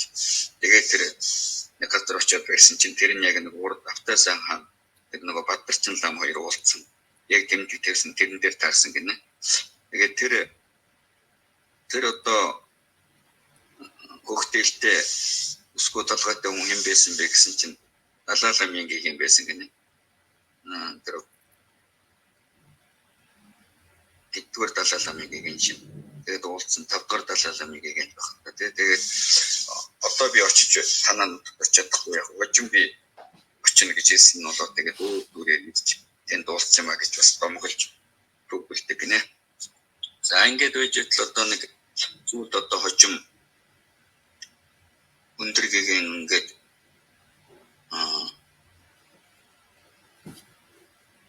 урд тархаа хийгээд ингэж явах үед бол өөр нэгэн дархийн хөрөгдөр бүтээсэн юм байна. Тэгээ хөрөгдөр бүтээчихэд ингэж үйж яхад 4 дахь далайн цаян жамцыг юм бол тийм нууц байдлаар нөгөө төрийн суудлаас одоо 78 см-ээс уучгаад бадарчны дүрээр олон орон газрыг явсан энэ тэгээд Монголоор ингэж явж исэн тийм түүх байдаг. Тэгээ өөр Монгол сүлдэн суурьсан гэдэг домог байдаг. Тэгээ тэр дагууга алхын хүрээнд орж исэн юм байна. Алхын хүрээ гэдэг нь тэр үед бол одоо энэ Бог таан уулын ард биш одоо өөр ямар газар үгүй тэнд байсан болтой юм байна. Тэгээд хүрээ дэрэгт бол өндөргийн таньсан байгаа юм. Тэгээд таниад тэр нөгөө дарихийнхаа өргөнд далаа ламыг залаад уйлаа орсон юм байна. Тэгээд нөгөө дахилчийг нь тэр дархийн дугнаас дахилчийг бол гарч вэ гэж гадаа бай гэж хэлсэн юм байна. Тэгээд тэр хоёр ороод сууж итэл дотор өргөнд бол эмгтэй хүн тас хийгээд хөвөрч гинэ. Тэгэхээр гайхаад нөгөө дахилч нь шагайсан. Тэгээд тэр шагайсан хэрэгээсээ болж юу зарилэг зөрчив гэж түүнээс ш дандаа өөрөө ус авчирч тэр дахлыг өргөдөг голоос ус авчирч дахлын ус идэг тийм уламжлал тогтсон одоо хожим хоймөртлөө байдаг болсон гинэ. Тэгээд тэр нь одоо нэг дарихууд нь тэр далаа ламтаа ярилцсан гэсэн тийм түүх домог болтой юм байлээ. За энэ мэтлэн одоо ингээд өндөргийн тухай яриад байвал өөр усад зүсвч яг өнөөдөр санаанд орохгүй байгаа. Тэрс олон зүйл байгаа. За ингээд өндөргийн маань одоо таалд өгсөд тэгээд таалд өгсөний дараа бол 89 насан зүудэртээ таалд өгсөн юм байна. Тэгээд таалд өгсөний дараа бол дараагийн тур одоо хаана мэдлэхээ барих вэ гэдэг ингээд бас тухайн үед асуудал болж байсан юм л та. За саяхан гарсан нөгөө Дээлхийн уг гэх гэдэг номон дээр харахад тэр Дашчамбэл гэдэг нэг ах トゥ угийн хүн өндөргийн дүү гэж тэр бичиг дээр л ярьсан байна. Тэгээд найралт хуваанд бол өсөл захиа өчиж бидний одоо өдөртөгч богд дахин төрөх үү хаан төрөх вэ гэдэг талаар бид бас ингэж байна. Тэгээд тэр найралт хуваан бол 2 дугаар дондууд орчин гэрт төрсэн тэр 2 дугаар удыг бол өндөргийн дараагийн төрөнд гэдэг тэр тухайд бол батлсан ч гэдэг юм уу. Тэгээд төвдөөс мөн одоо банчмаг далаалan юу татаж тодруулга зүсийг хийж тэгээд дондууд орчин гэрт мэдлсэн гэдэг. За тэгээд 2 дугаар өгд бол бас их сонин содон түүх үзүүлдэг байж гинэ. 2 дугаар өгд ингээд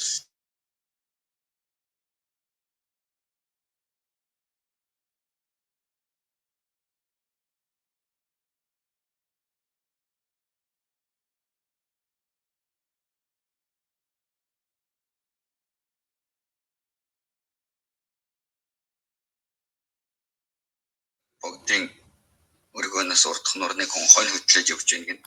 Хонь хөтлөж яваад тэр нөгөө хонь одоо муулдаг газар гэж тогтсон нэг газартай тэнд нус тусгайтай хонь муулж өгдөг тийм хүн байт юм л да. Хүн болгон одоо хонь мал нятлаад байдаг. Тухайд нэг хүн л одоо тэр үйлсэйг одоо хүлээж аваад тэгээ хийж өгдөг. Нөгөөдөл нь буян ном одоо тэр хүний ч тэр муулуулж байгаа малын тэр одоо сайн төрлийн төлөөнөөс нэг нүглийг арилгах нөгөөгийнх нь одоо төрлийг дэвшүүлэх талаас бас мөнгө төгрөг гаргаж гурал ном хуруулдаг буюу мөнгө төр мал нятлагч хүндэлж харамж өгдөг. Тэр хүртэл саяхан хүртэл тийм зүйл байсан шүү дээ. Саяхан одоо 80 онд гэхэд манай эмэг гэхэд одоо нэг хонь бол гаргах юм бол 5 төгрөг энэ төр өгдөг. 8 насны одоо хүртэлээс гэж айхдаг. Тэгээд одоо ерөөл маань ч тийм зүйл мушаасаа ч гэх юм уу тийм зүйлсээр тэр мал нэтэлж байгаа юу гэдэг. Заавалч нэг гартны юм өгдөг. Тэгээд тэр тиймчгээр тэр хүн одоо тэр мал нятлах газар руу хонь хөтлөж явж иж гинэ. Тэгээ яваад өнгөрч тэгсэн 2 дугаар өгдөг гэж энэ хүнний араас дагаж хараад яваад тэргээд нэг бараа болох шавьгаа явуулж тэгээ нөгөө шавь нь явж очиод буцаж ирээд хэрж гинэ. Саяын хүн одоо тэгээд хоньоо хөтлөөд тэнд очиод хоньоо муулуулах гээд ингээд уйчхаад тэгэнгүүтээ өөрөө л муулах гэж байсан юм хутгаа авснаа л шууд дарагшаа онголдож байна. Одоо гэдрэг харж унаад нас орчлаа гэж. Тэгсэн харин тийм болтой шүү гэсэн үйл нь хоньноос өөрөө төрүүлж өгөх шинжтэй байсан гэж тэр хоёр дураа дайрч нэг үеийн үр гэдэг тийм юутай гэсэн үг юм байх л та тийм хэн урд хонь өгөх юм одоо тэр үйл гэдэг бол тийм нарийн байдаг л гэж тэгж үзүүлж байгаа тухайн үед дээр нь хоёр дураа өгч их тийм олон түмэн тийм юмны үлгэр үзүүлэх тийм талын зүйлсүүдийг хийчихэд их үзүүлсэн гэдэг. За нэг өдөр одоо цагаан сарын битүүний хурал цэдэр ламын хурал гэдэг битүүний шин хурдаг тий. Тэгээд тэр үеэр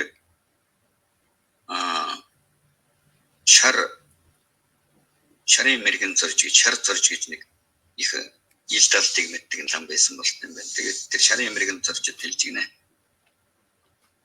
Энэ битүүний одоо шиний нэгний өглөө ирдэг лам бурхан шиний нэгний өглөө ирдэг гэж байна шүү дээ. Битүүний шинжин уртлам ороод өглөөгөр одоо лам бурханд өргөдөг тэр үеэр бол лам бурхан ирд юм л да үүрээр ирдэг. Тэгсэн чиний нэгний өглөө одоо ингээд лам бурхан үнэхээр ирдэг юм байна уу юу? Чи хараа гэд тэр шар зоржиг ингээд харуулж байтал тэр үзмжлэм хэлж гинэ. Одоо яг лам бурхан мөн үү биш үү гэж би мэдэхгүй юм байна.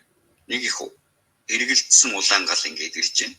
Улаан галын доогор бол дөрвөн хөл нэг тийм морьны ч юм уу, луусны ч юм уу, дөрвөн хөл бугны ч юм шиг тийм дөрвөн хөл байна гэж хэлсэн. Тэр нь бол одоо лам бурхан залгаж ирд юм байна л да шинэ нэгний өглөө.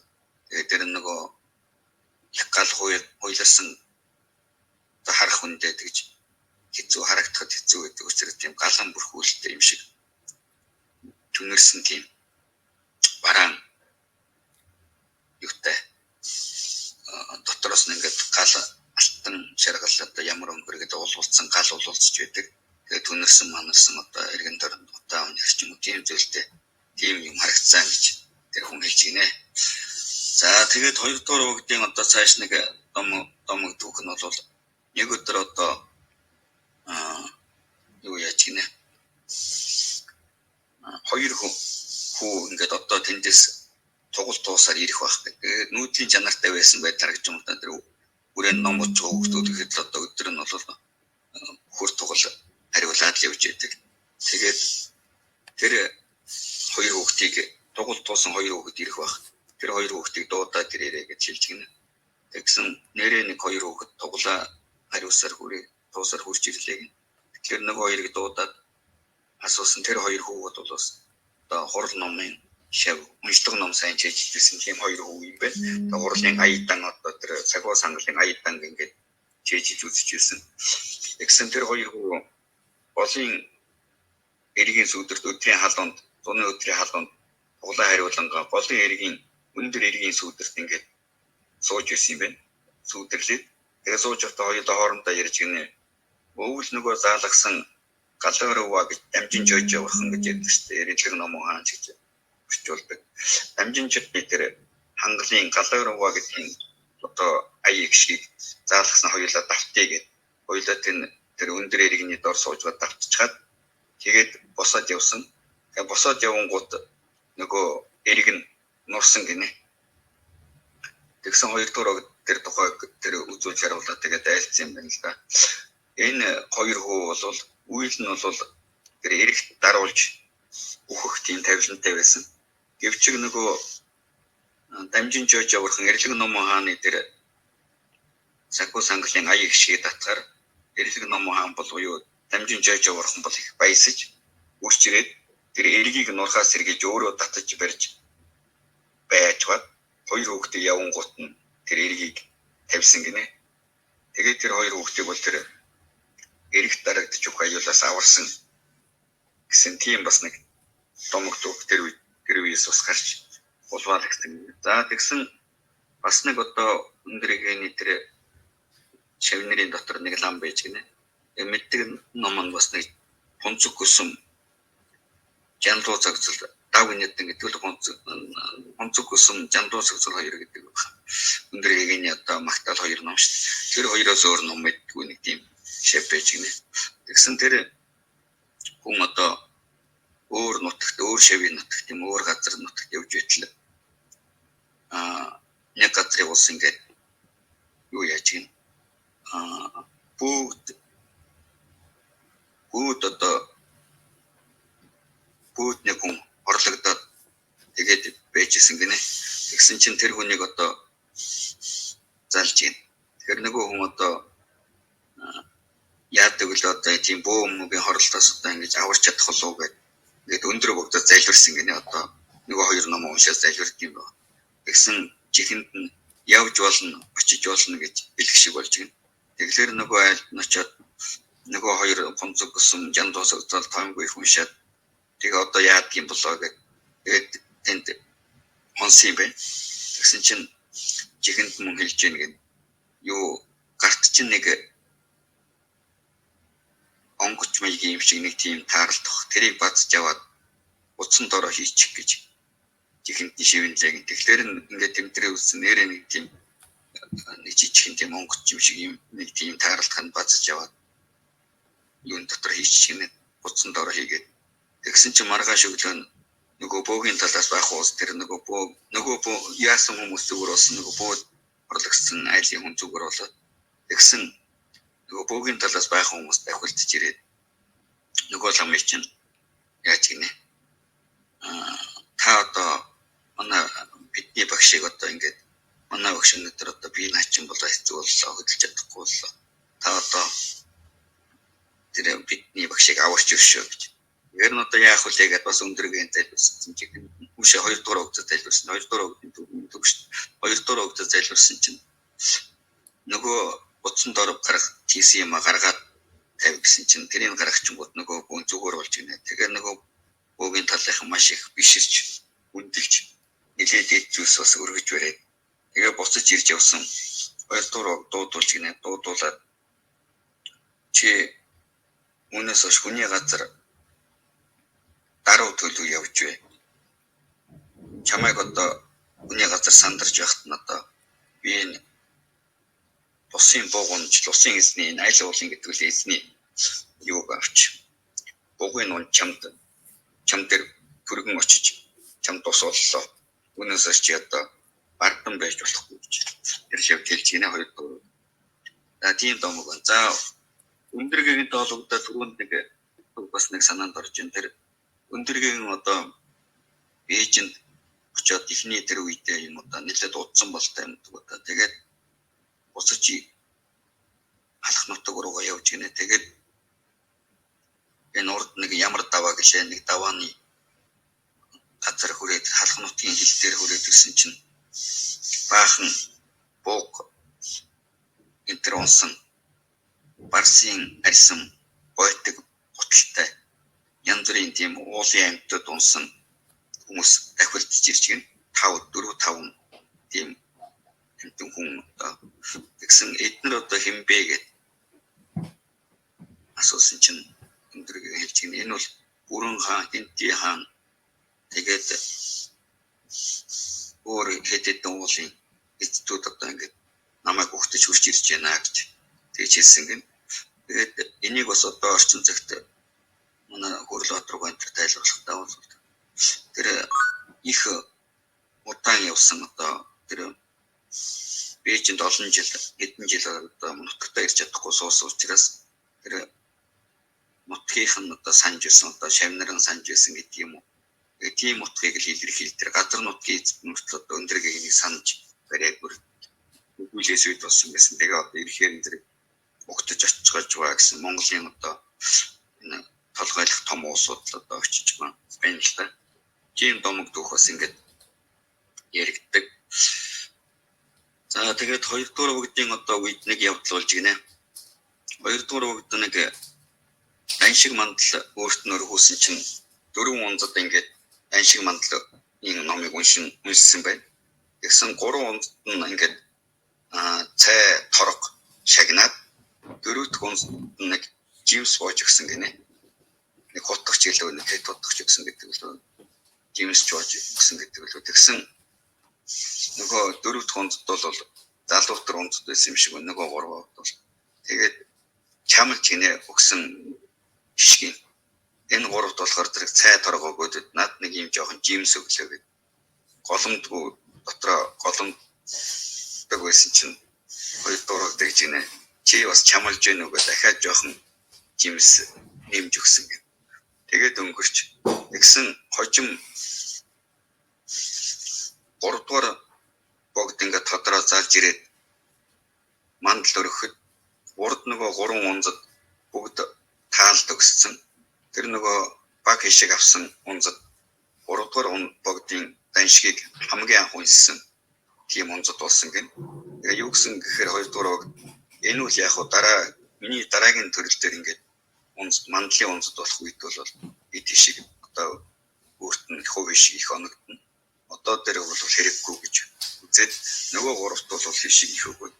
Харин тэр унзад бол дараагийн төрлийн тэртээ тэр одоо ирэх дүрт маань ингээд мандал өрөх хэмжээ гэж үзсэн. Тийм таал байж гинэ. Иймтэй нэг холбогдолтой түүхэл бас 8 дугаар өгтөй холбогдож яригдаад байдаг ш манай захирал багш ярьсан байгаа. Гомдоо гэж одоо гисгүү байсан шүү дээ. Гомдоо гисгүү гэж энэ юуны Аж аймгийн Дандарлангийн аймгийн гомдоо гэж Бүрэн 30 аймгийн Дандарлангийн аймгийн там гэсэн юм байна. Тэгээ уугуул нутаг нь бол энэ одоогийн бол Төв аймгийн юу Баян дэлгэр энэ гүн галуутай хавийн тэр нутгийн хүн юм биш. Тэгээд Сэцэн хаймагт бол ордог хүн байсан бол тийм шиг л тэр хүмүүст тэр хавийнхан ч бас тийм байсан. Тэгээд одоогийн захиргаагаар бол Баян дэлгэр, Төв аймгийн Баян дэлгэр. Тэгээд тэр гомдоо гисгүүг 8 дугаар өгд бүр их 20-од оны ихэнх үед өөрөө таал төгсгөөс өмнө их хүрээний гисгүүгээр томилсон гинэ л. Хямгоо бол гомдоогоо их бичиг үсэг сайтай Шанзуй аймны бичээч байсан. Их сайхан бичигтэй хүн гэдэг одоо архивын газарт байдаг тэр хамаг л одоо дээшээ бичих өргөдөл тэр дандаа гомдоогоо бичсэн байх юм билээ тэр жирийтэл сайхан бичсэн. Тэр мөрөглийн дуган нээе гэж улсын баг хуралд бичиг гаргасан өргөдлөө гомдоогоо бичсэн юм байна. Мөн одоо чой болсонгоос хулдаас хэрэгтэй байна гэж хүсэл тавьсан бичгийн ч гэсэн бас тэр гомдоогоо бичсэн байдаг юм тэр архивд байт юм байлээ. За тэгээд юу яаж гинэ? Улдаасны тухай дараа ярина. Тэгээд тэр гомдоогоо 8 дугаар өгд 20-од оны таал төгсгөөс 24 он таал төгсөн бол манай 24 оноос өмнө ингээд гомдоогоо гисгүү тавьчихсан. Тэгэхээр тухайн хүрээний лам нарыг гайхаж байж гинэ. Ийм залуу хүн үгээр ингээд гисгүү тавьчихсан яаж байгаа юм бэ? Богч одоо зүгээр байгаа та энэ төр гэж ярьж хэлцэж байсан байна. Тэгээд өнгөртгсөн одоо нэг 30 хэдэн он болоод ингээд гомдоо гисгүү бол яг л тэр жогчин гисгүүгээрээ тэр 30 хэдэн оны үедээ золгосон юм байна. Тэгээ одоо 30-од оны үйл явдал болоо хүрээ таагдсан гомдоогоо ингийн хар болоод тэгээд нутагтаа очиж 40-од он монд бол сүү тасны одоо тэр одоо сүү тасны юу мөний тим юм хэлий тэр газар мацарт ажиллаж байгаа. Тэгээд 44 онд одоо ингээд урлан мөргөлийн дугуйн гэж ахиж сэргэж ирнэ гэдэг утгаар дуудуулж авчирсан юм гомдоогоо. Тэгсэн 44 онд эргээд гандан дэгчний одоо мөргөлийн дугуйн нэрээр анх үсгтээ эсгүүгээр гомдоогоо тавьсан юм байна. Тэгээд тэр үед нөгөө 20-од оны үед тэгж ачаархаж ярьж байсныг мэдэх улсууд, амьд мэд байсан улсууд богдууд аргагүй алсыг харддаг юм байна. Ягаад гэвэл хүрээний энэ тэр уламжлал нэг алдахгүй тулд ирээдүйд одоо ахаад гисгүү болох тэр хувь зохиолтой өнгөж гомдоогоо тэгж эрт татаж авчирч баг залуугаар нь хар залуугаар гисгүү болгоод тэгээд нөгөө дараа нь эргээд сэргэхт бол гисгүүгээр суух юм гэж хүрээний тэр уламжлал тасрахгүй гэдэг утгаас нь бодож тааж болгооч гэх. Гомдоогоо одоо зураг байт юм билээ тэр яг гисгүү байсан залуу хүн үеийн зураг мөн одоо 44 оноос хойш гандан нэгтлийн эдний гисгүү байсан тэр үеийн зургууд энэ тэр интернеттэй байна л та. Тэгэхээр одоо 2 дугаар богж жишээ тэр нэг унцдаг дараа төрлийн мандлыг анхан өргөхийн гэдгийг одоо эртнээс болгоодтой адил 8 дугаар өгч гисэн шашин ном гэдэг нэг төр хаагдаад эргээс ирэх үед бол бас мөн хүрээний гисгүү яг тэр гандангийн гисгүүг суух юм а гэдэг урдаас тойлж хүрээний уламжлал хүрээний ламын уламжлалыг таслахгүй гэдэг утгаараа тэгж эрт цагт гомдоогоо гисгүү болгосон юм байна гэж. Тэгээ гомдоогоо бол бас тэр 27-8 оны тэр ардын сургуулийн анхны тэр тэнхимийн сургууль гэдгийг бас монгол хэл бичгийн багш байсан гэж нам Дуган дурсан зүнөөс байлээ. Их хүрээний идрийнхэн лам монгол бичгийн багш гомдоо хүрээний гисгүйгээд намдахгүй яг сайхан нэг сайхан дурдсан байл. За ийм сонин богдын одоо түүхүүд дотор бас ийм зүйл харагдана.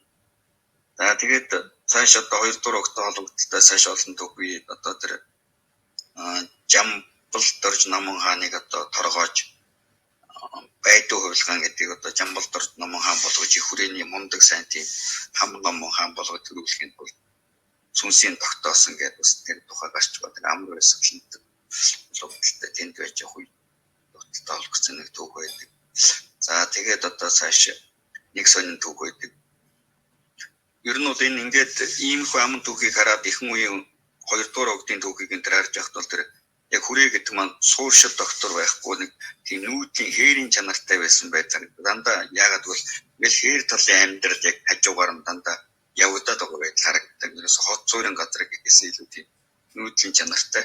Тэгээд тийм үед одоо хурал номын уншлага анхан уншиж байгаа лам хуврагууд маань ч одоо бас нэг шинийг тэр сонин содон. Тэгээд тэр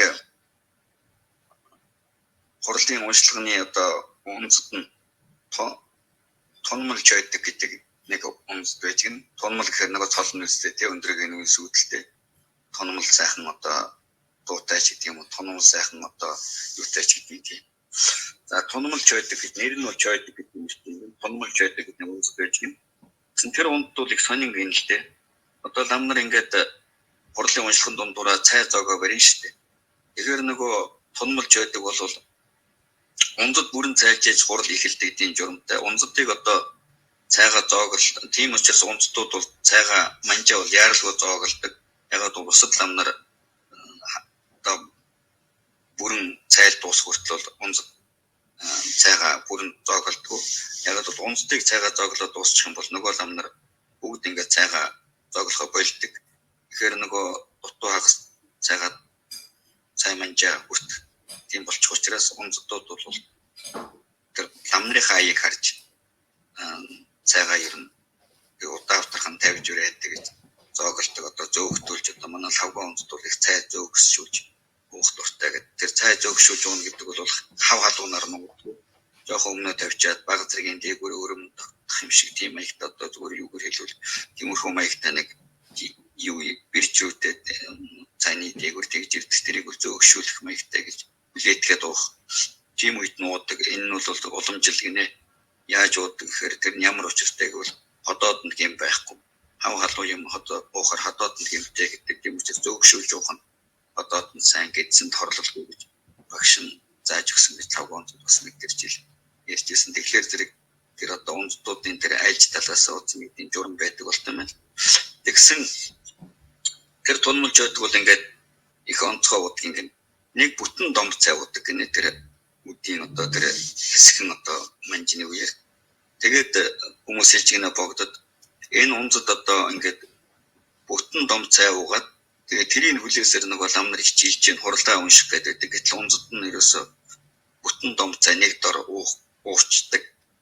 Тэрийг нь уухын дуусхын хүлээсээр өтл ингээд хэцүү байна гэж. Тэгсэн чинь 2 дуурайг хэлж гинэ. Өө харлаа. Наадхаа нэг үсттэй ар шилэн дээр нэг тийм ил ус шиг юм байна уу гэж. Тэгээ мөн одоо 2 юуны тэр сугны доохонтой 2 талдаа нэг дайр маягийн тийм одоо минг чим шиг тийм юм байна уу гэж. Тэгэхээр нь үзүүлсэн чинь яг тийм байна гинэ. Ар шилэн дээгүүрөө тийм дээш шиг үстэй юм байна гинэ. Тэр юуныхын тэр сугныхын доор яг 2 талдаа ижилхэн занд тийм дайр чим шиг тийм сорвч юм шиг тийм минг байна гинэ. Тэгсэн чинь тийм байна гэдээс наадах чинь нөгөө миний урд нэг төрлийн морь байсан одоо тэр бодгол байна. Тэгээ одоо ингээ буйнаар хүн болоод төрчид тэгээ унзад болоод төрчид тэгээд наад унзад чинь нөгөө төрөл нь хүн болсон боловч заншлан мориороо яваад байгаа юм байна. Биеэс олсон боловч заншлаа солиогүй юм байна. Тэгэхээр одоо болохгүй гэдэг. Тэгээ нэг унстыг дуудаж авчруулад за чи хүнээс хойш хүний уудгаар ууж вэ гэж хэлж гинэ. Тэгсэн тэрний зарилгын дагуу тэр нь шууд биелээ болоод нөгөө хүн түүнээс хойш ерөөсөө тэр бүтэн дом цай нэг дор уухаа болоод яг л хүн шиг одоо 2 аягууд юм уу нэг дагшууд юм уу тийм болсон гинэ. Гэж ингэж 2 дугаар өгтөө холбогдолтой бас нэг юм үйлдвэрийн юм шиг тийм сонин содон бас нэг төөх байдаг. За ингээд хоёрдугаар хүүхдийн тухай цааш одоо бас түүхүүд байдаг 120 насны ингээд. За тэр бол өнөө тус нэр. За гуравдугаар хүүхдээ холбогдолтой бол бас түүхүүд байдаг. Гуравдугаар хүүхд бол бас олон эрт төлгөн үзүүлж исэн гэх. Тэгээд тэр тухайд нь бас бичигдсэн зүйлсүүд бий. За 3-р бүгдийн үдний явдал ус юм байна. 3-р бүгдөөс эхлээд төвдөөс залдаг болсон. Тэгээ 3-р бүгдийг залах үед бол төвдийн тэр нутгаас залж олоход их хэцүү байсан гэнэ. Тэр хам нутгийн Литэн хам гэдэг газар ч юм уу мэдлсэн. Тэгээд газар нутг нь бас Бартаасаад ихтэй. Тэгээд тэр одоо их хүрээний цамд гардаг тэр хоёр баатар, Шижир баатар, Бээл баатар гэдэг тийм. Тэрний тэр Бээл баатар гэдэг нь явж залж авчирсан болтой энэ тэр. Тэгээд тэр Бээл баатар бол өөрөө маш баатар хүн учраас бас ширүүн тийм баатар л байж л дээ. Тэгээд нөгөө 3-р бүгдийг чи өвөр дээрээ авч илсэн юм байна шагаа. Тэгээд ирээд одоо өгчүүл юм да хээр замд явж бод морноос уугаад нөгөө жоохон ялах одоо 4-5 насан сүдэртэл түүнийг өмнөөс уулгаж бод загинсан гинэ. Юу чи өмнөөс хойш бүрэл авахта түргэн олдож байгаарай. Бити ингэж одоо их зардал чирэгдэл болж хоол газар олдохгүй бид зовоод төрж байгаарай. Үүнээс хойш одоо олдоход хялбараар төрж байгаарай гэж зарлигсэн гэнэ тэр баатар байл гэдэг. Түүнээс хойш одоо дараагийн богдууд бол маш түргэн олддог. Одоо лас хотын ойролцоол төрөөд байдаг болсон гэж тийм өгчүүлийн яриа юм дээр энэ 3-р хүүхдтэй холбогдолтой нэг юм нэг түүх байна. За тэгээд 4-р хүүхдийн үед бол бас их сонин түүхүүд байдаг юм байна. 4-р хүүхд бол бидрийн байсан. Тэгээд өндөргийн нэг маш хүндэлж өндөргийн шүтэх хүслийг бол гаргасан. Өндөргийн жандуу цогцол нөгөө майнинг дэвтүү самуу гэж майнинг бүтээх үнцгийн арга гэдэг хоёр номд нь бол тайлбар хийхээр нам нарыг илгээж ирсэн эрдэнэтэй. Заагүй хайдуу хамгой гэхэд одоо 4-р хүүхдийн үеийн шатрах хүн нь 4-5 дугаар хүүхдийн ялангуяа 4-р хүүхдийг шатрах хүн байсан. Тийм учраас агуй хайдуу хамгой жамлуу цогцол тайлбар хийсэн ийм одоо тийм төвхтэй байдаг.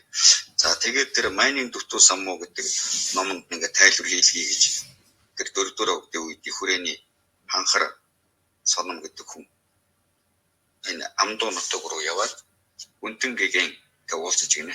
Тэгээд Үнтэнгийнтэй уулзаад энэ дээд бүрийн айлцсан одоо анхдугаар төрийн айлцсан юм нэг майнинг дэвтүү самуу гэдэг ном байдаг юм аа. Энэ танаар одоо тайлбар хийлгүүлье гэж айлтгачтэй тэгсэн чинь Үнтэнгийн хэлж гинэ. Тэр Үнтэнгийн гэдэг чинь одоо Занавцар гэдэг чинь одоо юу л гэж ярьдаг штэ. Жононгийн л одоо уламжилттай лам гэж ярьдаг. Тэгээд тоомсргүй байж гинэ. Тоомжиргүй. Үлээж авчихна. Тэгээ яг үгүй судрын номыг аваад авч үлдсэн юм болтой юм байна. Их тааруу тоомжиргүй байж гинэ. Тэгээд 2-3 өдрийн дараа бараалгасан чинь жигтэйхэн биширсэн сууж ирнэ нэг Үнтэнгийн. Энэ Үнтэнгийн ч одоо жононгийн үзэл барьсан юм лам юм байх гэж бодсон чинь бүр нагарч унагийн хувилгаан байна шүү. Хоосон чанарын гүн хоосон чанарын утгыг энэ номонд маш нагарч унагийн адилаар тайлбарласан байна. Тэгэхээр энэ бол нагарч унаатай нэг төрөл юм. Нагарч унагийн хувилгаан юм байна гэж тэр Үнтэнгийн айлч гинэ. Тэгэхээр нөгөө наанаас хонхор соном гэдэг лам тэр халахлаа. Үгүй Үнтэнгийн нэг бол нагарч унагийн хувилгаан гэдэг юм аа. Түүний шиг бариви зов гэдгийн хувилгаан гэдэг юм аа. Гэт ингэж хэлсэн чинь Үнтэнгийн ундууцж гинэ. Нагарч унагийн хувилгаан мөн бишиг чийч мэдэхгүй бич мэдэхгүй гэж загнаад тэгээд нөгөө майнинг дэвтүү самуу гэдэг номонд тайлбар зохиож өгсөн одоо юу яасан гэдэг. Одоо хүртэл одоо Үнтэнгийн тэр тайлбар майнинг дэвтүү самуу гэдэг номонд уламжлагдаад ирсэн. Энэ майнинг дэвтүү самуу гэдэг номын тайлбарыг чинь тэр Үнтэнгийн зохиож өгсөн тайлбарыг хэдэн жилийн өмнө шинэ үсгээр нэг хүн хэвлсэн шүү дээ. Майнинг дэвтүү самын тайлбар гэдэг. Яг чи тийм одоо 4-р хүүхд тэгэхээр энэ юу харагдаж байна гэвэл 4-р хүүхд тэр Үнтэнгийн одоо дахин шүтэх монголчуудын хувьд одоо тийм богд болгож өргөмжлөн дээдлэх хүслийг бол тэр үеэс их эрчимтэй гаргаж хөрөг дүрийн бүтээж заалж ингэх явдал үүссэн болтой байгаа. Тэгэхээр энийг ингээд уншихаар үзэхээр бол биднэрт энэ төр их сонирхолтой байдаг. Яагаад тэгэхээр нэг юм юу өссөн юм шиг санагддаг байхгүй. Өөрөө дөрөвдүгээр богд маань өөрөө тэр өндөргийн дараагийн төрлийн нэг юм тийм ээ. Тэгээд одоо адилхан л богд байгаа шүү дээ. А тэгсэн мөртлөө л өөрийнхөө тэр өмнөх хамгийн анхны дүржигтэйг юм бишрээд байгаа байхгүй юу.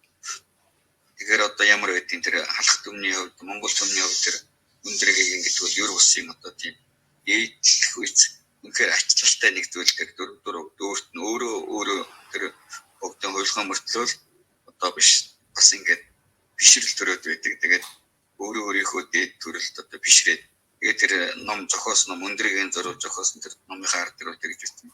Би бол одоо тэр их эрдэм туугдын бол нэрийг хадгалсан одоо зүгч нэгэн богдын нэрээр одоо ажиллагдсан нэгэн. А гэхдээ энэ одоо өндөргийн тэр дээд дүр бол үнэхээр одоо эрдэмт нь бишрээд тэрний ачталд одоо ингээд үнэхээр бишэрч зний дээрээс бол тэр нэг дүрдээ бол одоо богдоо бол ингээд бишэрч энэ номыг зохиолоо. А дөрөвдүгээр өгдөг үед ингээд ийм сонин содон зүйлсүүд их болж байсан байна. За дөрөвдүгээр өгд бол одоо Дэчин галуу гэдэг дугныг их хүрээнд цогцоогийн хүрдний ном уншлагын тийм дугныг барьсан юм байна. Хурал номыг байгуулсан юм байна. Тэгээд тэр хурал номыг байгуулахын өмнө тэр төвдөд очиж юу цогцоогийн хүрдний ван авшиг ном сонсохоор очиж гинэ. Тэгээд очих үед бол лох часраа гэдэг нэг лам лох часраа дорж чан жигмэд дамби жанцсан билүү.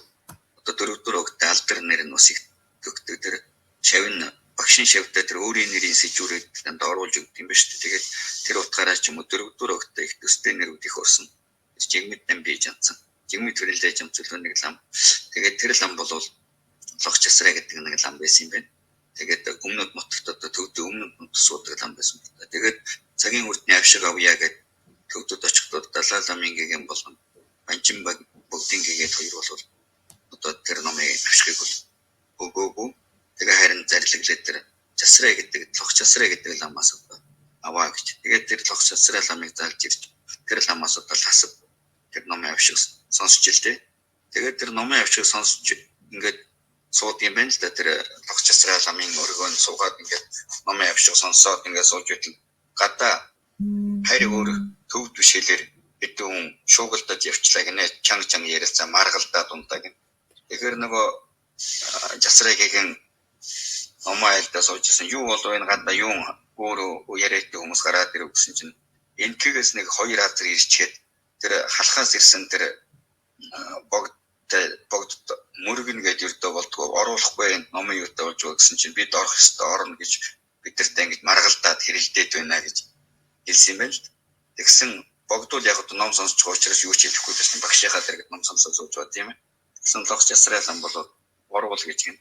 Тэгээ орж ирээ зүгээр өндөргийн ч мөргөж ихтэй юм болж гинэ нэг хоёр атарч бүшээнд дөрөвдүгээр өгдөд мөргөд чим болж гин. Тэгээд түүнээс хойш ингээд ерөөсө дөрөвдүгээр өгдөд ингээд хасад ингээд номын завсарч хэлээгөр ингээд явхаар л дагаад яваад байдаг гин бараадад нэг хоёр атарч.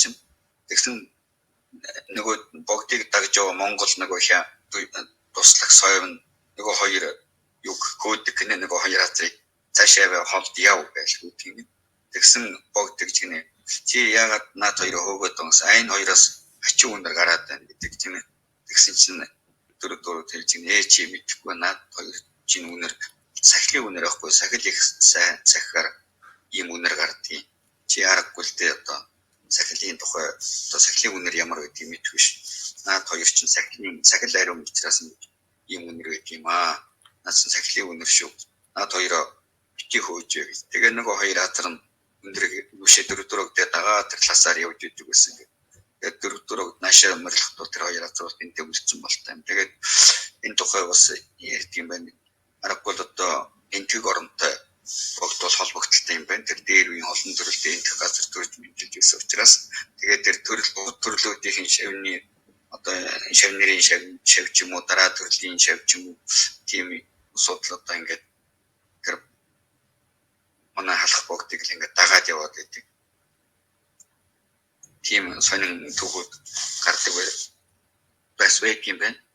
За дөрөвдүгээр тэгээд одоо тэр цагийн хүрдний номыг сонсч ирээд их хүрээнд Дэрчин галуу гэдэг дугуйн байгуулж гинэ. Дэрчин галуу гэж их хамгаалангийн галапа гэсэн юм биш үү? Тэгэхээр галапа ордон гэж гүнд гэвийн програм гэж хотол буянд ордон. Дэрчин галапа гүнд гэвийн програм гэдэг нэртэй юм биш үү? Хотол их хамгаалангийн галапа бүхнээ буянд ордон гэсэн нэртэй Дэрчин галуу дугуйн маань нэр одоо их хүрээний одоо манай гандагчийн дотор байгаа Дэрчин галуу гэдэг дугуйн өсвөрийн хардсан гэдэг нийтлэг нэрээр хэлдэг. Тэрний л одоо дээр цагийн тэр түүх болж байна л да. Тэгээд юу энэ ягаад ийм нэр өгөө гэдэг өөрөө айлч гинэ. Юу богцонхын гэх юм одоо гандан намбар жалуулан гэдэг хийд бариад ийст байсан бол майдар ухны орон гандан түштэй гэдэг жинхэнэ тэр дээд тэнгэр майдар ухны орныг бэлтэж нэр өгсөн байдаг.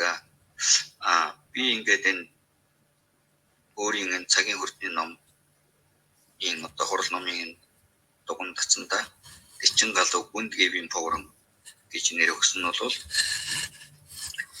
одоо шавнар ирээдүйн цагт одоо шавнар Шамблын орны жинхэнэ тэр номын Шамблын орны Галапа гэдэг хотод очиж төрхийн тийм утга үйлэгдэл. Тэгээд тэрний бэлэгдэл утгыг энд одоо энэ гандан их хүрээний доторх одоо энэ дугуйнаар төлөөлүүлж байгаамаа. Тэгээд одоо Дэрчин галуун хурал дээр сууж байна. Дэрчин галуу руу явлаа. Дэрчин галуус ирлээ гэж ярих болгонд бол тэр хүний хувьд бол жинхэнэ одоо Галапа ордонд очиж суух тэнд байхын тийм одоо утга үйлэгдэл авиас өөрт нь сэтгэл дотор суулгах ийм нэр өгсөн юм аа гэж. Тэгээд энэ тухайд нь бол хожим уншиж авч байгаа болон одоо дамнар бол тайлбарлах та 5 дугаар гандан дэгчлэн гэдэг хийдийг 5 дугаар байгуулсан 4 дугаар удаас хойш. Тэгээд 4 дугаар үгдийн богд Дэрчин галуу тэгд нэр өгөөд тэгж явахдаа тэр гандан энэ тухай нэр өгснөөр ингээд зүйчлээд одоо зөвлөлөд үзэх юм бол гандан гэдэг маань гандан дэгчлэн гэдэг нь мөн майдар орхны тэр орон болсон гандан тэнгэрийн нэр. Тэгээд бид гандан руу явлаа. Гандан дээр байна. Гандангаас ирлээ гэхэд одоо ингээд юу болох юм жинхэнэ тэр гандан энэ орноо очиж одоо майдар орхон ном сонсохын тийм утга үйлэгдэл болох юм гэж ярилцдаг.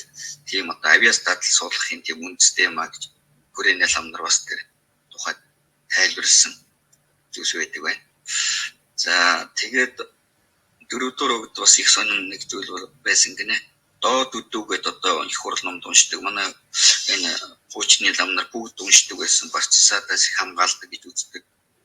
Ер нь л доод үдүү судар уншдаг хүн лам хуучны дээрээс байгаагүй юм байна. Өдөр болгоно нэг удаа уншдаг. Тэр доод үдваа гэдэг судрын хоронгоо гэдэг ном бол энтгийн их мэрэгэн хайрын батраа юу.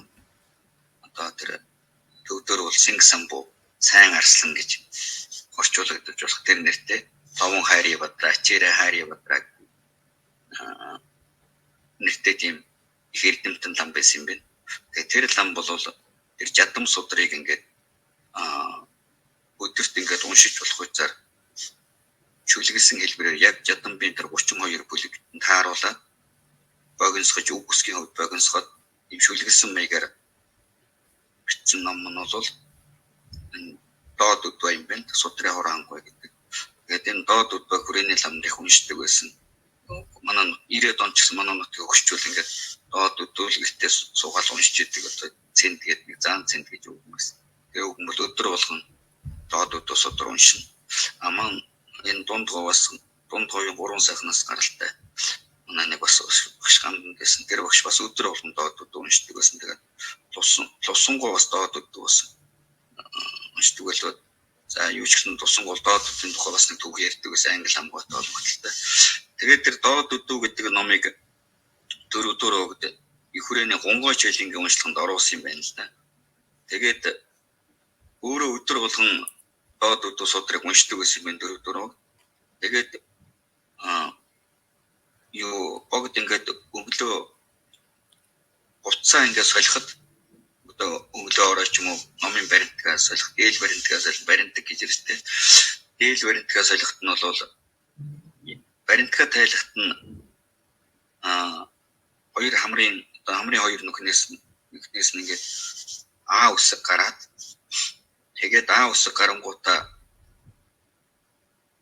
дээлээ буцаагаад нөгөө өөр солихлээлээ өмсгөт нь хүн чинь дээлээ ханцлахтаа ингээд хоёр гараа ингээд нэг ханцаагаар ингээд хэвэрч юм шиг юм болно.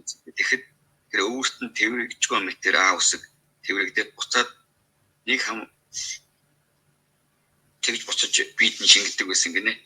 Тэгээд тийм одоо зүйл харагдажсэн гэдэг. Тэгээд доод үдүү судрыг бол байн уншдаг. Тэгээд доод үдүү судрыг байн уншдаг тэр судраа бол онгойж ингээ хурлын уншлаганд бас оруулж өгсөн буюу сүүлд нь оруулсан юм уу? Ямар ч богдыг таалт өгсөд одоо утаад явж байгаа таалт өгсөн юм байна. Тэгээд таалт өгсөд бол их хүрээний ламнар одоо таалт өгсөний одоо тэр тааллыг үүсгэх гэдэг ном ерөөл уншиж байх цагт бол онгойж айлынгийнхан одоо шинэхэн байгуулагдсан татсан өрөөдөр байгуулж өгчөөдөг урд яваа таалт өгсөн. Тэгээд хурлын уншлагын дотроо доод үдүү судрыг ингээд оруулж уншиж заншаад 21 өдөрт 21 уншиж байсан билүү 21 хоног уншсан гэсэн байна. Тэгээд унснаас үүдээд очим дараа хойш дандаа ингээд уншдаг болсон өдөр тутмын хурлын уншлагын хэсэг хэсгээр уншдаг боломж тогтсон юм байна л. Тэгээд тийм үеэр нэг төвдийн ламаас өрн гэдэг том хаарам лам их хүрээнд ирж бас ном зам зааж байсан тийм алдартай хэрдэн номтой нэг лам байж гинэ.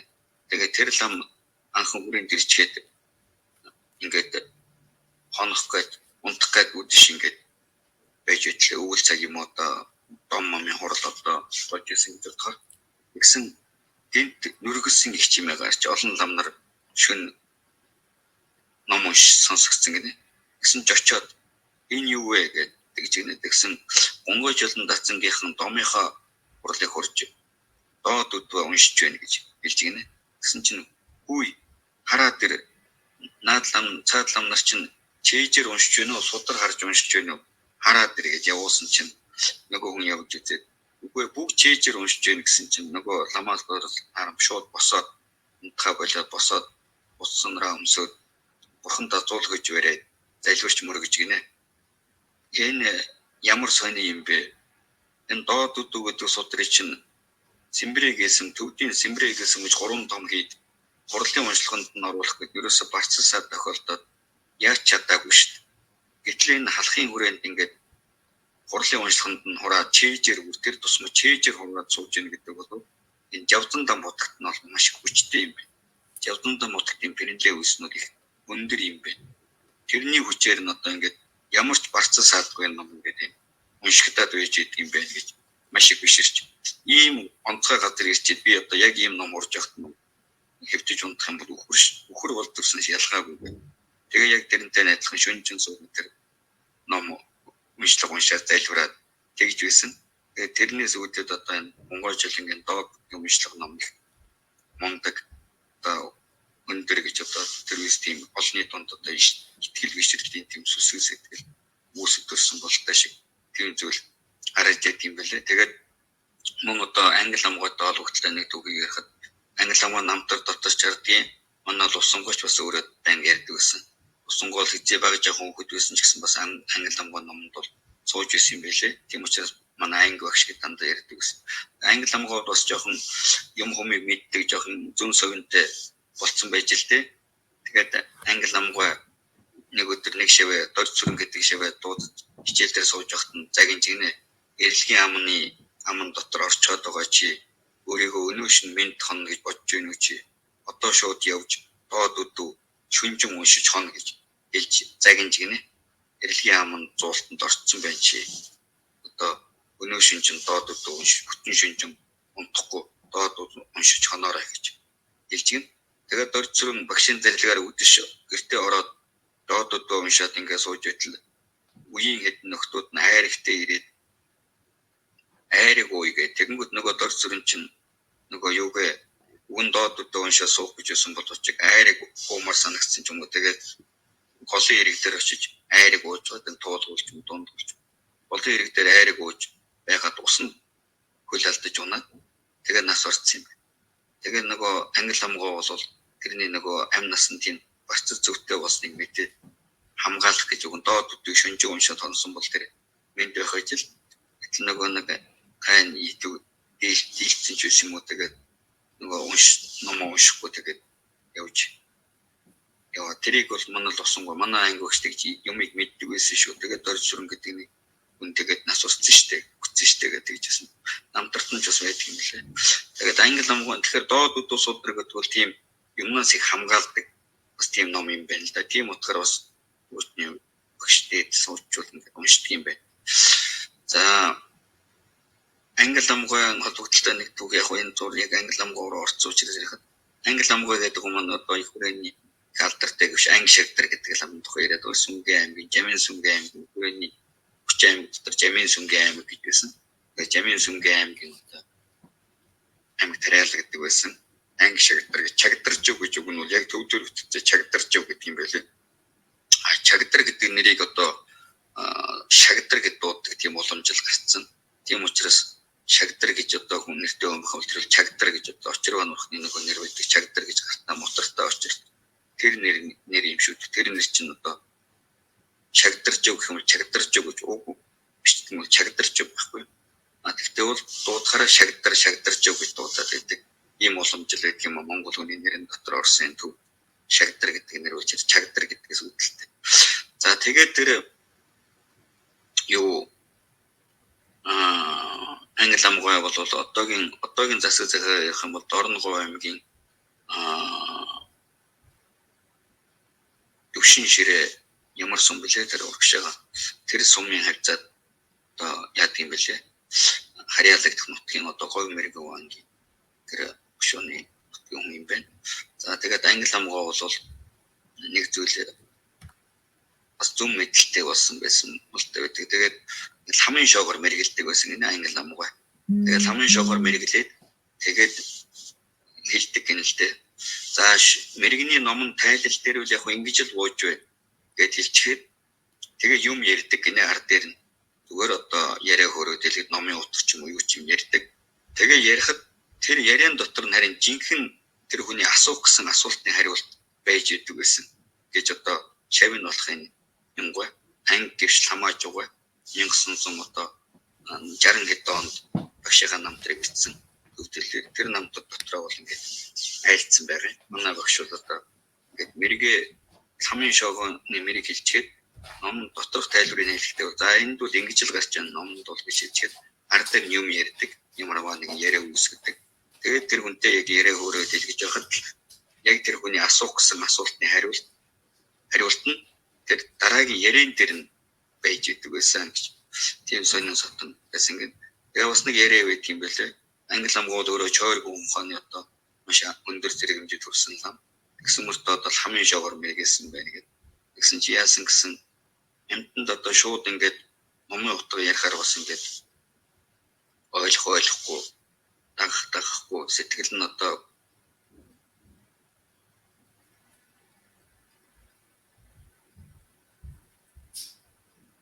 бахин ийм бол харин ингээд мэрэгдүүлгээр туслах энэ чинь бас амьтан туслахын нэг арга байдаг юм байна шүү гэдэг.